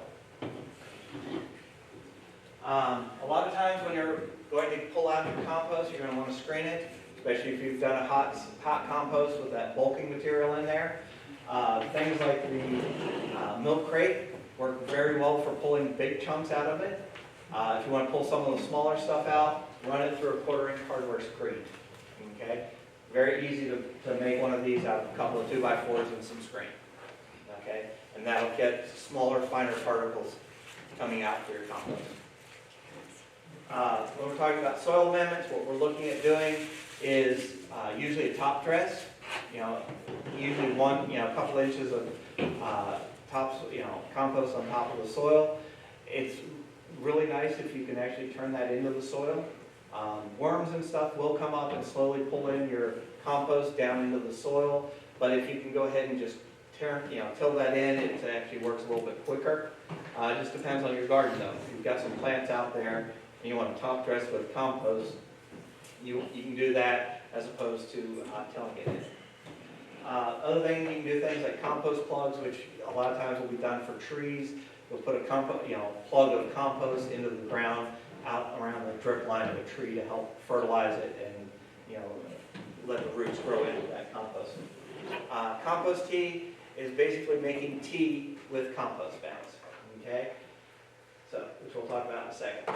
Now, just think about a cubic foot of compost will cover 12 square feet, 1 inch deep. Or a cubic yard is 324 square feet, 1 inch deep. So this is how, if you've got a big garden, you're going to need a lot of compost. So think about that also when you're looking at it. Compost tea, usually what you do for compost tea is you'll take like a 5-gallon bucket, fill it with water, take a small burlap bag or cloth bag, fill it with compost, and weight it down so that it sits into that water, and then it just sits there and steeps just like tea. And it may take a couple of days, up to a week, depending on how you run it, to let it seep out and get a really good infusion of the compost nutrients and microbes from the compost into the water. That water can then be used to fertilize your plants. Okay? If you have things like a fish bubbler, it's actually very good to have one of those underneath the bag so that it bubbles up and puts all that oxygen into the compost, and it helps alleviate or release some of the nutrients from the compost into the water. Quick summary. Remember, size matters when we're putting in parts. You want to keep, chop them up. Mix up the appropriate numbers of browns and greens to get them in. Make sure we're keeping the moisture levels correct in the compost pile to make sure it decomposes, and sprinkle it on top, especially if we're going to be turning it. And then make sure we cover our pile to keep that moisture in and keep the critters out. Okay, questions? Yes, ma'am. I have very limited space, Yeah. so the tumblers it has been good for me. Okay. It's really hard to find small ones though, online, because I was just looking last night. Ideas? Ideas on where to find small tumblers. Well, no, but I mean, that's just about the only solution I have, because I have very limited space Okay. to put anything in. Well, I mean, like I said, for limited space options, about 3x3 is all you need for a compost pile. So Not even that much. yeah, not even that much. Yeah. I've had a smaller tumbler that was about this wide, Okay. and so it worked. It just got worn out. You may want to switch over to doing more of to worm composting. Okay, where you're using worms to do all of the composting, and you can do those in fairly small batches. A lot of times they're used in styrofoam coolers, so that might be an option. In what? Styrofoam coolers, like little standard coolers for carrying, drinks at, they're just little styrofoam. You fill it up with the appropriate stuff for the compost and let the worms go at it, and you'll get small batches of compost at a time. I have a large tumbler, and agree, they're hard to use. So my son bought 4 industrial-sized wheels. He Okay? builds it on a frame, the tumbler sits on it, and all I have to do is spin it. Yeah, so there are some options on the tumblers, but like I said, I found very few people that like them. They just have a tendency to be, hard to turn, even if you've got them on a system where you can actually roll it on some wheels like that, so. Yes, ma'am? When I'm confused about this batch idea, Okay. when you have a batch, does that mean you're done adding to it, or can you add things along the way? Okay. When do you stop doing that? Okay, well, for batch processing, okay, when you're doing a hot compost pile, you do it as a batch. You build your compost pile and let it decompose, okay, and let it run through. Then you can start another one later, but that one runs all its cycle. Now, if you're going to be doing something like cold composting, you can continually add to it, and it will slowly decompose over time. The idea behind doing it as a batch, though, is that it's all done right then and there, and you just have to kind of hold off till you start a new pile. So you just get it to the size that you want it? Yeah. And so you build it. You build it as a single pile, as one, and then start, get it all nice and wet, and start building your pile up, And then maybe start another one. and then with possibly these- starting another one, yes. Gotcha, that helps a lot. Okay. Yes, ma'am? So, in this compost pile, there are gonna be ants. Possibly. So when you take all that compost and put it in the pile, that's what you do with all the ants and bugs. Questions about ants in the compost pile. When you do transfer your compost into your garden, a lot of times you may transfer the ants. I would recommend killing off the ants first, if at all possible. Baits. Yeah. Unfortunately, none of the baits are organic. So that's one of those problems with ants. There's no good organic solution. So you're just going to have to deal with them one way or the other. Either kill them off with non-organic bait, or you're going to have to handle them as, wherever you put it. Any other questions? Yes, ma'am. If you're doing a worm compost, how do you get the compost separated from the worms? Usually when you do worm composting, you usually have a couple of bins, and you'll flood out the worms, and they kind of move off to one side a lot of times, or up, and you can kind of scoop them off into the next bin, and then scoop out everything you need. And a lot of times you can, because the worms reproduce rather quickly, you can just take those worms along with you to your garden, and it's not a problem.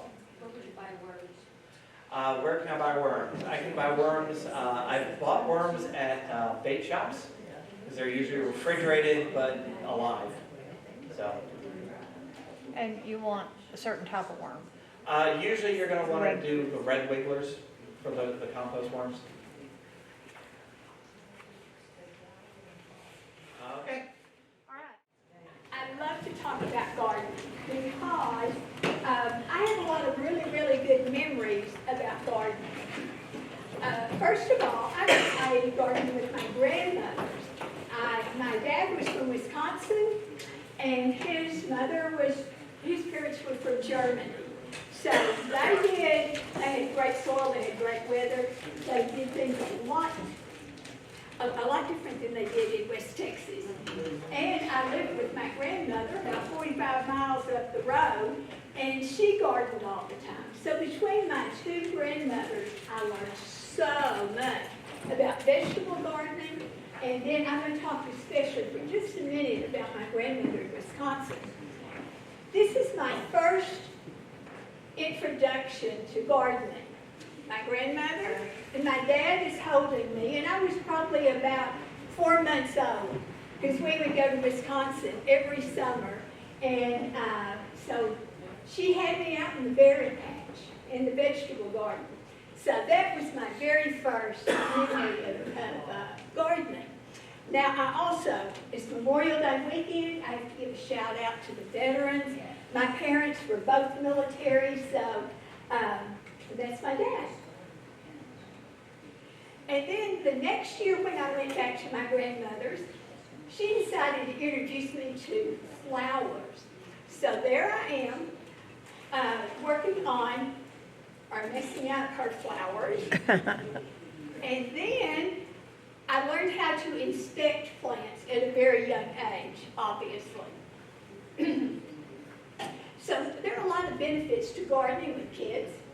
They learn responsibility because they have to know that when you plant something, it's not going to magically become a plant. You've got to tend to it, you've got to water it and weed it and take care of it. And it also, if you're doing vegetables, it teaches children where food comes from. There are a lot of kids, we do presentations in schools, and they don't have any idea that you grow something. You get it at the grocery store. That's all they think about. So this is a good way of learning where food comes from. They also learn a little bit about botany. That's a big word for a little kid, but it is very important. They learn about life cycles. They learn about how things grow, how they get to where we actually have either food or we have flowers. And it talks about, we teach them sustainability, about rainwater harvesting. They learn about composting, lots of lessons from just doing a plant. And patience. Oh my goodness, do we not all need to learn some patience? Because it's not, I know when I was teaching our older daughter, we had a big garden, and she had her little spot, and she planted it, and then ran out the next day, and she, I don't have anything yet. And so it was a process, learning patience. So that's a very, very good thing to teach in the garden. Now, for your first experience with gardening with children, it's probably a good idea to get something that grows a little faster. And that way that they don't get too discouraged. And so some tips. Do a small project. They need to have their own area. I know when I was growing up, my grandmother down the road gave me a little plot, and she gave me my seeds, and it was my job to keep that plot clean. And then I also had a flower bed that was just mine, and she didn't work in it because it was my job to do that. So they need to have their own place. Just plant one or two things. Let them have a voice in what they're going to plant, what they're going to do, because that will engage them. If they plant something that they like to eat, there's nothing like going out and having a tomato and picking it, and then I grew that. It tastes so much better. Or if they like flowers, let them do something in their favorite color. Something in their favorite shape, but let them have a voice in what they're doing. One of the things I really like to do is do something that is with the senses, the sight, smell, taste, and this is one of my favorite plants. It's now one of my favorite plants. I've never had one, but this is a Vicks plant, and if you've been around for a little while, most of us, anytime we got sick, there was the Vicks Vapor Rub. That was going to cure everything. And when you touch this leaf, that's exactly what it smells like, is the Vicks Vapor Rub. And then they need to have their own tools. They need to have their own size tools. It's easier when they don't have a great big hoe or a great big shovel. Their size, they need their own gloves, a pail, something to get them started.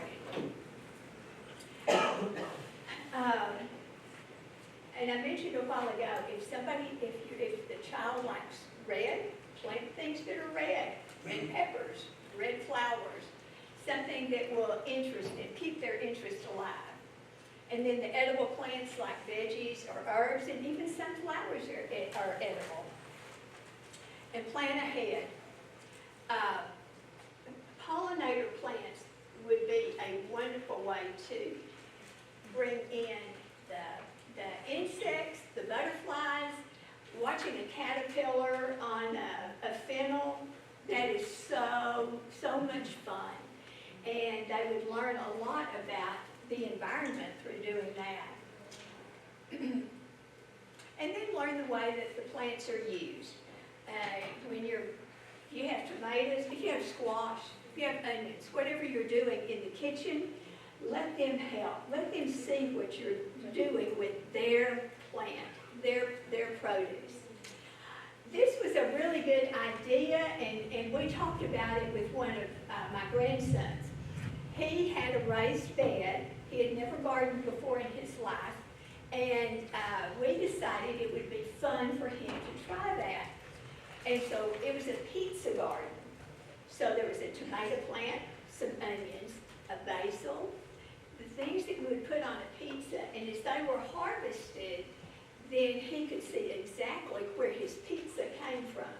You can do this with a variety of foods, but it's just an interesting way to teach children about nutrition and plants.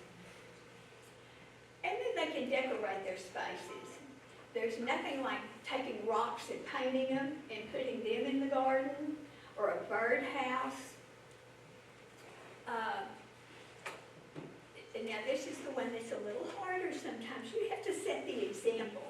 If your garden doesn't look good and you're not taking care of your garden, it's going to be hard to tell if they need to be out there. So make sure that you have your garden and you're doing exactly what you're telling your child to do. But don't take care of theirs. It's their responsibility. So that's how I got started. John, do you mind starting the next one while I finish up this one? It's just such a good way to get children started. I started very young, just a few months old, but and have been gardening for a long time. They could start at any age. It does not matter. It's just you need to get the garden bug and just get out there and enjoy it. So, the next one I'm going to talk about is, now that we're talking about you want a garden, let's see how we actually begin with it. There we go.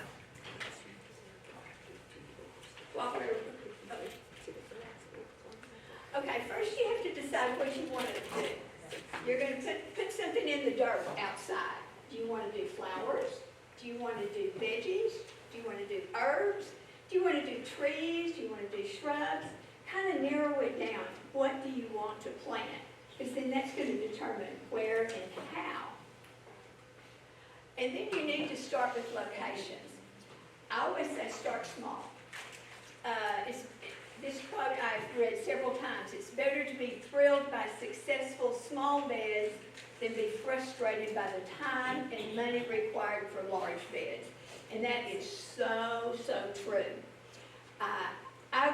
I'm not saying I was a city girl.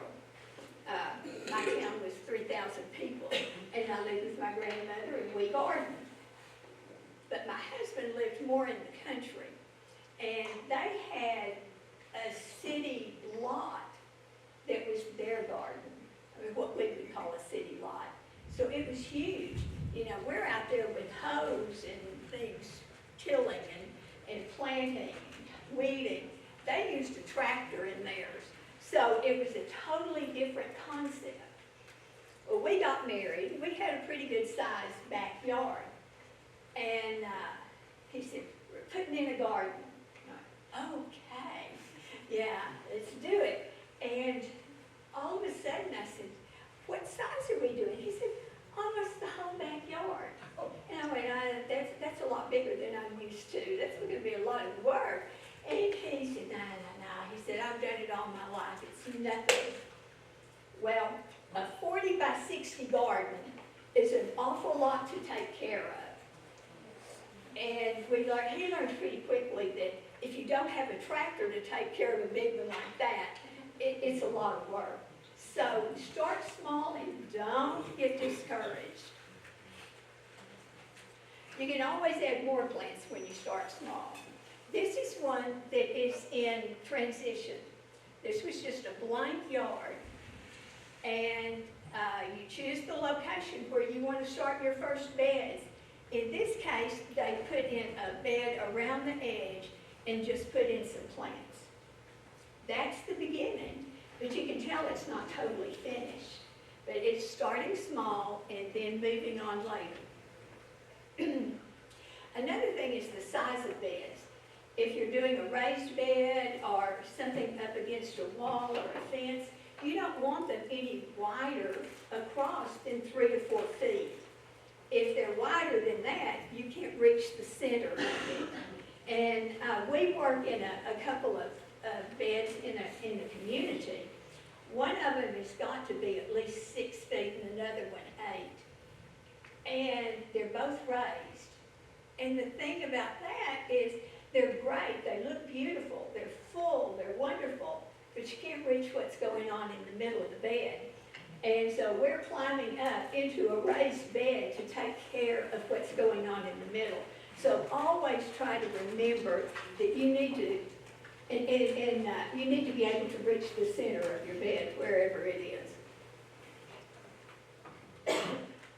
And this is an example of a 3-foot wide bed. And she's at the end, but you can see that she could be on either side of that bed and be able to take care of her plants. And then the location. All plants need light and they need water.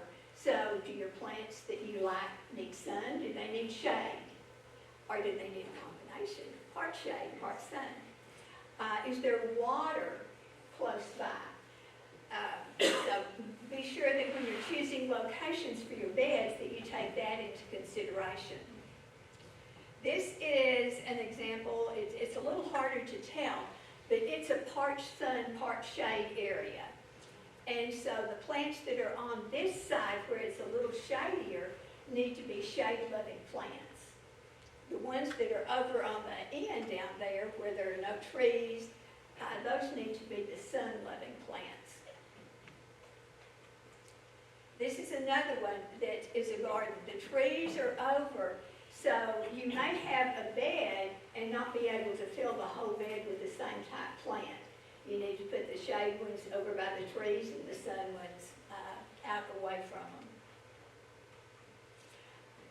One thing that we tell everyone is to be sure and get a soil test. We've got the bags and the information. But when you do this and send it off, you will get a response back that tells you what you need. You may need something that you hadn't even thought about. Most of the time people are pouring on nitrogen to make their grass greener. Well, at some point you may have a little overload on that. Maybe you put the regular fertilizer and it's got the phosphorus and the potassium in there too. And you don't need all of those. So get everything tested so that you know exactly what you're working with. And then you can add compost. John talked about that. And select the plants with the proper sunshade requirement.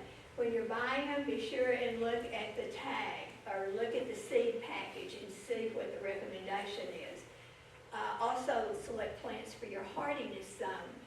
We are in 8A. And we were 7B, so a lot of times I still look at 7Bs because it can get kind of chilly here and we need to look at those. But 7B, 8A, those would be the ones to look for. And then additional tips for success in your garden is to plant properly.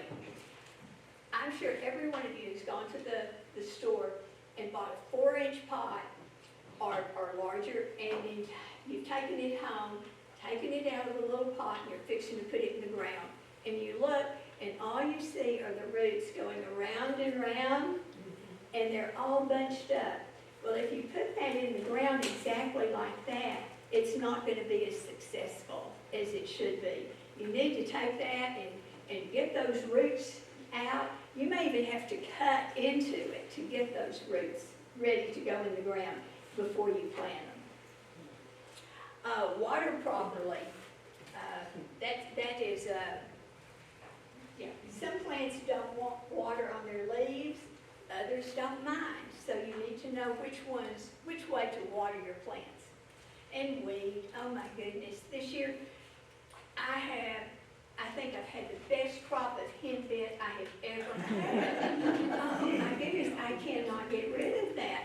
And every time I think, I will start weeding and I'll get kind of in the middle and I look around and there's one popping up behind me. They're watching me, I know. And the last thing is mulch, mulch, mulch. You cannot mulch too much, but be sure, they tell you when you plant a tree to do a donut, not a volcano. Don't take your mulch up on the trunk of the tree. Also be careful about the stems of your plants too, because if the mulch is right up against the stems, it can cause some stem rot there, because the water will stay up against it. So kind of give it a little space and a little air. We always talk about the rule of thirds. You need a third of your yard in grass, a third of your yard in your beds, and a third of your yard in hardscape. That's just something that's pleasing to the eye. It's also easy to maintain. This is one where they've actually done that. You can see the flower beds. That's about a third of their yard. They have grass that goes way on out, so it's about a third. And then they've got the pathway and the sitting area at the back. And that's about a third of their lot. And it looks so good. And it's easy to get around in that yard. All right, we all need good garden tools. Everyone needs a hoe, garden hoe, a dirt rake, leaf rake, shovel, a garden meal pad. I used to have a really small one. They make those that are about like this and about that wide. That didn't hold me. So I found one the other day. This is a garden meal pad. And I can sit on this, and I can kneel on it, and I can have my hands on it, my knees on it, I can sit on it.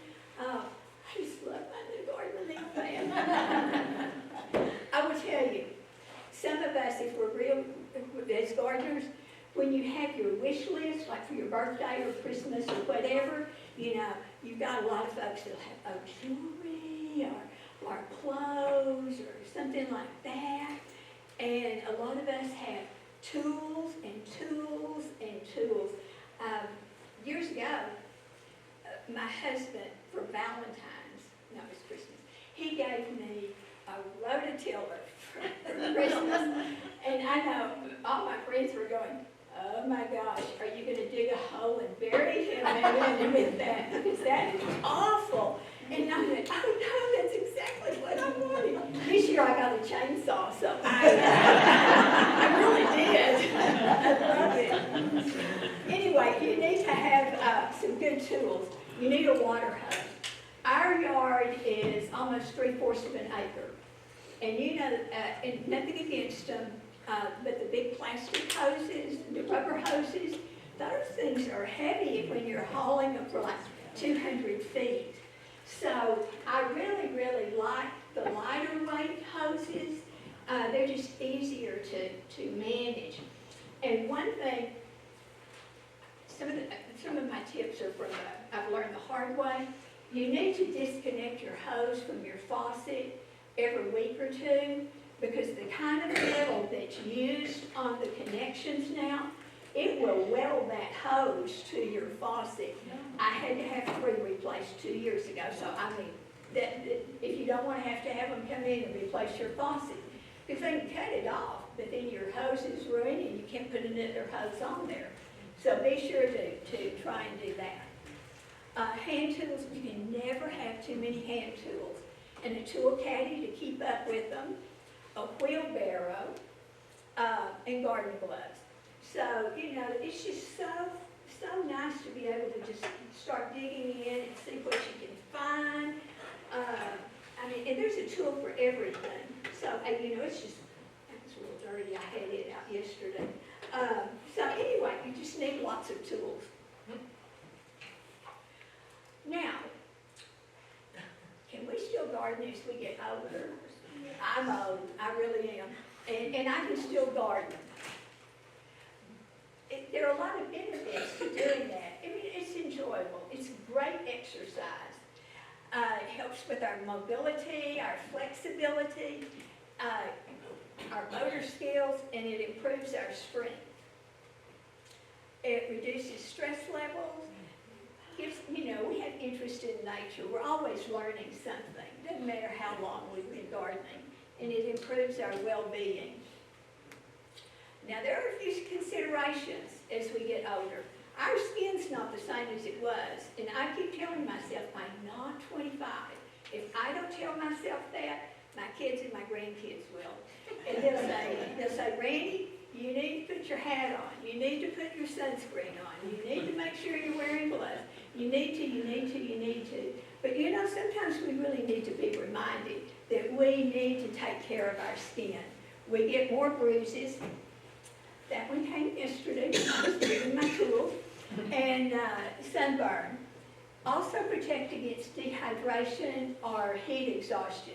We can get that really quickly when the temperature, don't be out there when it's 105, it's not good. Falls are more common because our balance isn't as good.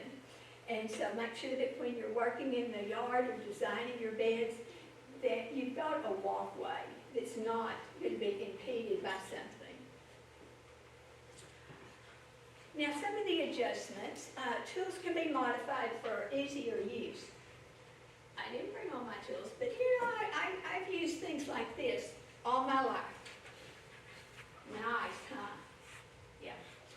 But this isn't as easy to use as it used to be. So, they have made these really cool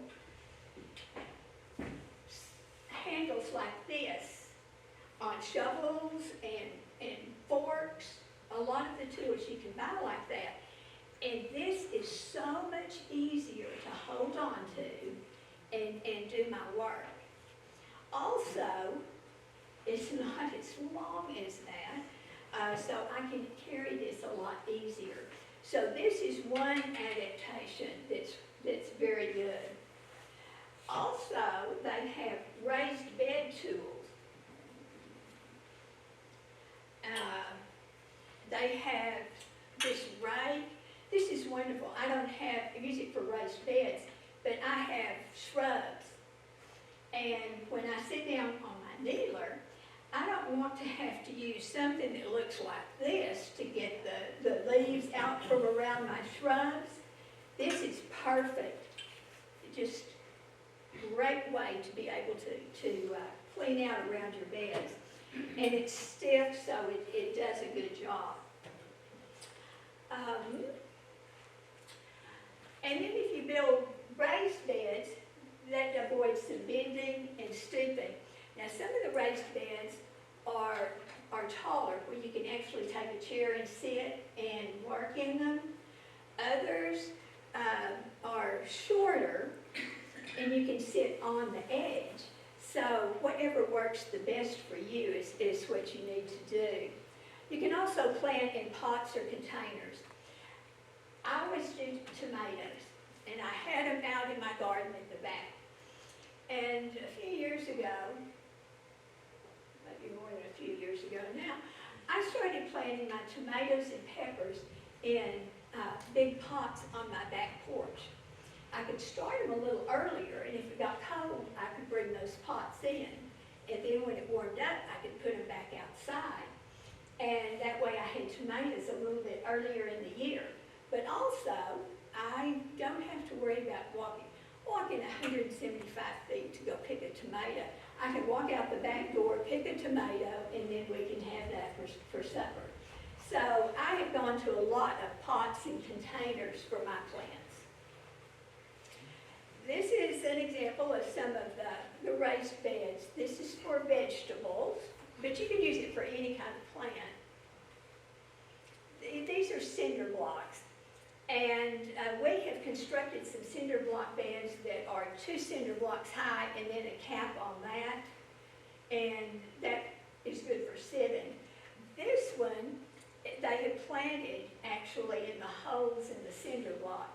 This is a vegetable garden, and they have planted marigolds, because you know marigolds will keep some of the bugs away. So by planting this way, it's a little bit raised bed, but you also have mixed your flowers and your vegetables to make it for an easier garden. And then you can do all flowers in raised beds. There are raised beds of every shape, form, out of materials. Pots, you know, this whole garden is in pots, and it really is very attractive. And then grow bags. This is a newer thing that a lot of people have gone to, and grow bags come in all shapes and sizes. This one is made just for strawberries. You know, we've always had the strawberry pots that we could plant in. This one is a grow bag for the strawberries. These are some veggies, and they've got the little roll up so that you can see, are your potatoes ready? Is that carrot ready? So it's really an easy way to keep up with your veggies. You can make your pizza garden in those too. And then these are flowers planted in grow bags. And you can see that grow bags come in all colors, so you can coordinate them with your flowers or your plants. And then you can also, I mean, that just makes such an attractive garden. I was looking at one a few months ago, and it's like 3 foot wide, foot square, but they're all connected. So you've got that bed looking, and if you planted in one, it wouldn't get into the other because there's a divider. So it's kind of an interesting concept. I will tell you, when you plant these, they're heavy. So you need to put them where you think you want them, but you can always use a dolly glue one. Some more of the adjustments that you might consider making, make sure you have a shade area. You may not have a tree that you can get under, but you can have an umbrella, a picnic table with an umbrella, and have an opportunity to sit there and rest for a minute. Have stable chairs. Our patio table has the chairs that just have the legs that go down. And it wasn't too long ago, earlier this year, I was out working toward the back of the lot, and I sat down in one of the chairs to rest a minute, and the next thing I knew, I was looking up at the chair and up at the sky, and it was like, oh my gosh, what happened? But I had watered, and so those legs went right into there and just threw me off. And so you have to be sure that what you're sitting in is going to be stable. And then also have a faucet nearby when you're watering. Take care of cuts and insect bites immediately. I'm sure that all of y'all have ants. And you may not know that those ants are there, and you stick your hand into work, and the next thing you know, you've got all these ants. So you need to take care of those pretty quickly. Be careful using power tools. Be careful using any kind of tool. Take frequent breaks and drink water or juice when you're working. That will keep you hydrated and get your energy up so you can go work some more. Work in the garden early in the morning or in the evening.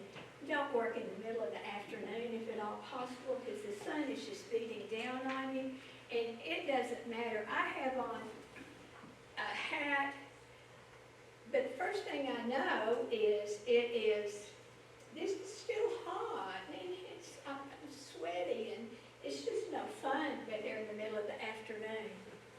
But wear sunscreen in the hat, then make sure the walkways are free of objects. Lightweight tools are a lot easier to manage. So again, when you're buying tools, pick them up, feel them. They may or may not fit your need. There's so many pruners. Bypass pruners should be the proper size. And the reason I say that is if they are too large, especially the bypass ones where you're trying to get them larger to cut like a limb, if it's too large, you can very easily hit it wrong and get cut. Again, that's from experience.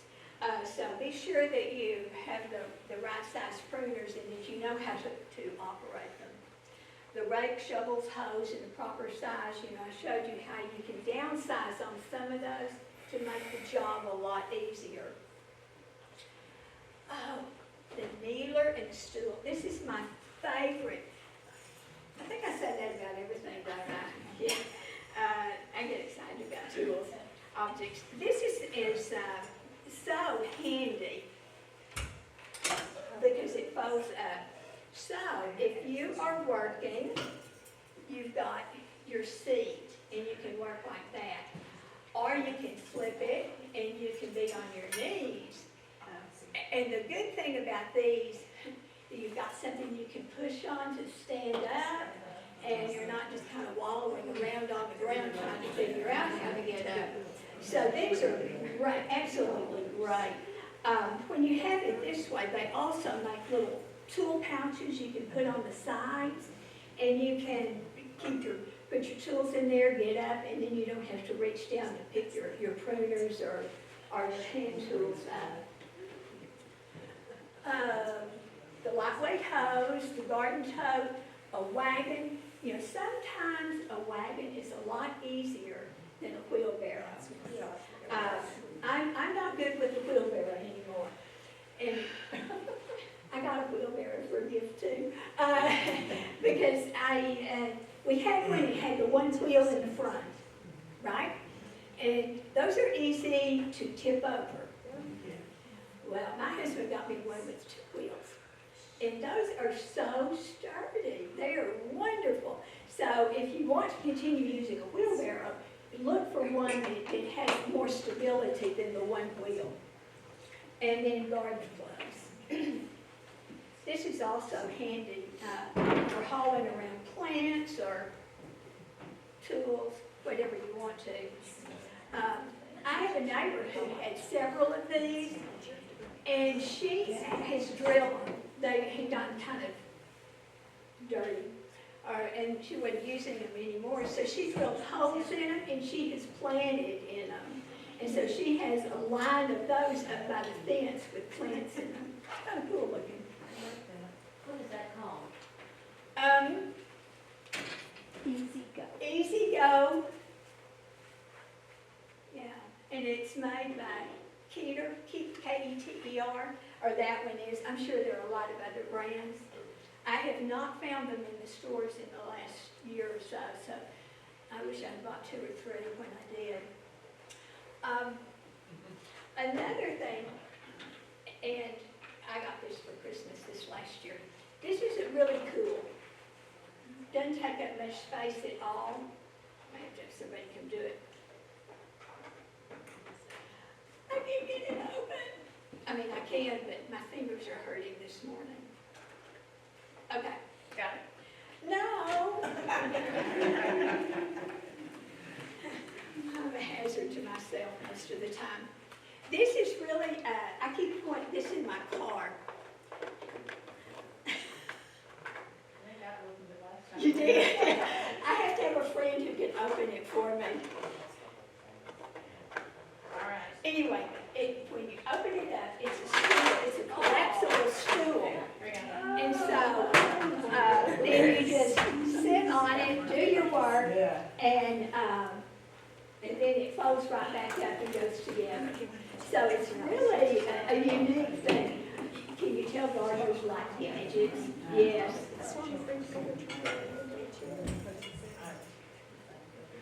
Okay. So one of the books that we found this last year is called Late Bloomer. And it talks about how to garden with comfort, ease, and simplicity in the second half of life. And you know, you can do so many things. And just because you're getting older doesn't mean you have to stop. I mean, I'm a big proponent of continuing to garden. Anyway, one of the things that they have in there, this list of plant only what I can comfortably tend. True. They make a point here that there's a difference between tend and toil. Because if we have a lot of stuff and it is so much work, we're toiling out there. If we have maybe smaller things that we really enjoy and we don't feel like it's work, we're tending. So we need to plant what we can tend. I will not give myself tasks beyond my ability to easily achieve. Hard thing for me to admit. Because I was redoing my beds this fall. I thought, ooh, great. Next year I'll be ready to go. So I bought 160 bags of mulch. 160. Lots of mulch. And I was going to remulch all my flower beds and put in 2 new ones. Well, I got 60 bags in, and I still have 90 sitting on the driveway. I'm going to get it done. That was beyond my ability. Really was. The next one it says is, I will ask for help if necessary. I am still going to get it done. I am still going to get it done. So, but I should probably say, I can't do this by myself. I need help. I'm not there yet. But that's something that we need to realize. We can't do it all. And just make your choices. Would I rather sit there and watch somebody else put that mulch out? Or do I want to spend the next few months lugging bags of mulch and getting it down? I may hire somebody. I will not concern myself with perfection. We could drive ourselves crazy if we think everything has to be perfect. We need to, whatever we have, get it to where we're happy with it and then enjoy it. I will allow my garden to deepen my connection with nature. There is nothing any more therapeutic than digging in the dirt, feeling the dirt, smelling the flowers. And I will garden simply because it pleases my soul.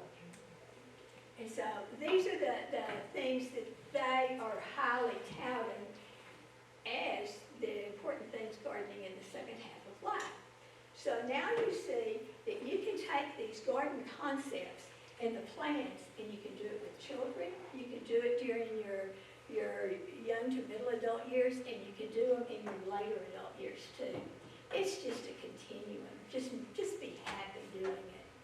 So, does anybody have any questions? Yes. Do you remember where you got that store? Oh, it was a gift. Oh. I can tell her. Okay, she can tell you. Now you know where I got my gift. Amazon. Thank you. Yes, but it is the coolest thing because you can throw that. I mean, I can throw it in there, and I've got another bag that I take to work on projects, and it fits in there, and I've got a seat handy all the time. Okay, any other questions? Where did you get the one with the round handle, the rake? The rake, it was also online. Okay. I knew somebody who had a whole set of the tools like this. The brand is Radius, and it's so much easier than your hand sliding on the handle. There's just a better grip for me. Yes. Not only can you get them in the round, but you can also get them as like D-handle, Yes. which will work also just as well. It does. But And those you can get at all the big box stores. Mhm. And they're just wonderful. As I've gotten older, this is easier and it doesn't make my fingers hurt as much when I'm working. Okay? Yes. Have you ever used a planting auger? A what? The planting auger for like, you get a little 3-inch? Oh, yeah. Uh-huh. Does I it don't hurt your own wrist one at all? yet. Does it hurt your wrist at all? No, it didn't. We used one to plant some trees in a project, and it was not bad. They also have, and I don't have one of these yet, is a stand-up weeder. And it's got the handle about this long, and then it's got so you can grab it and turn, and you actually can get up the tap roots. So that would help with them not coming back from the root.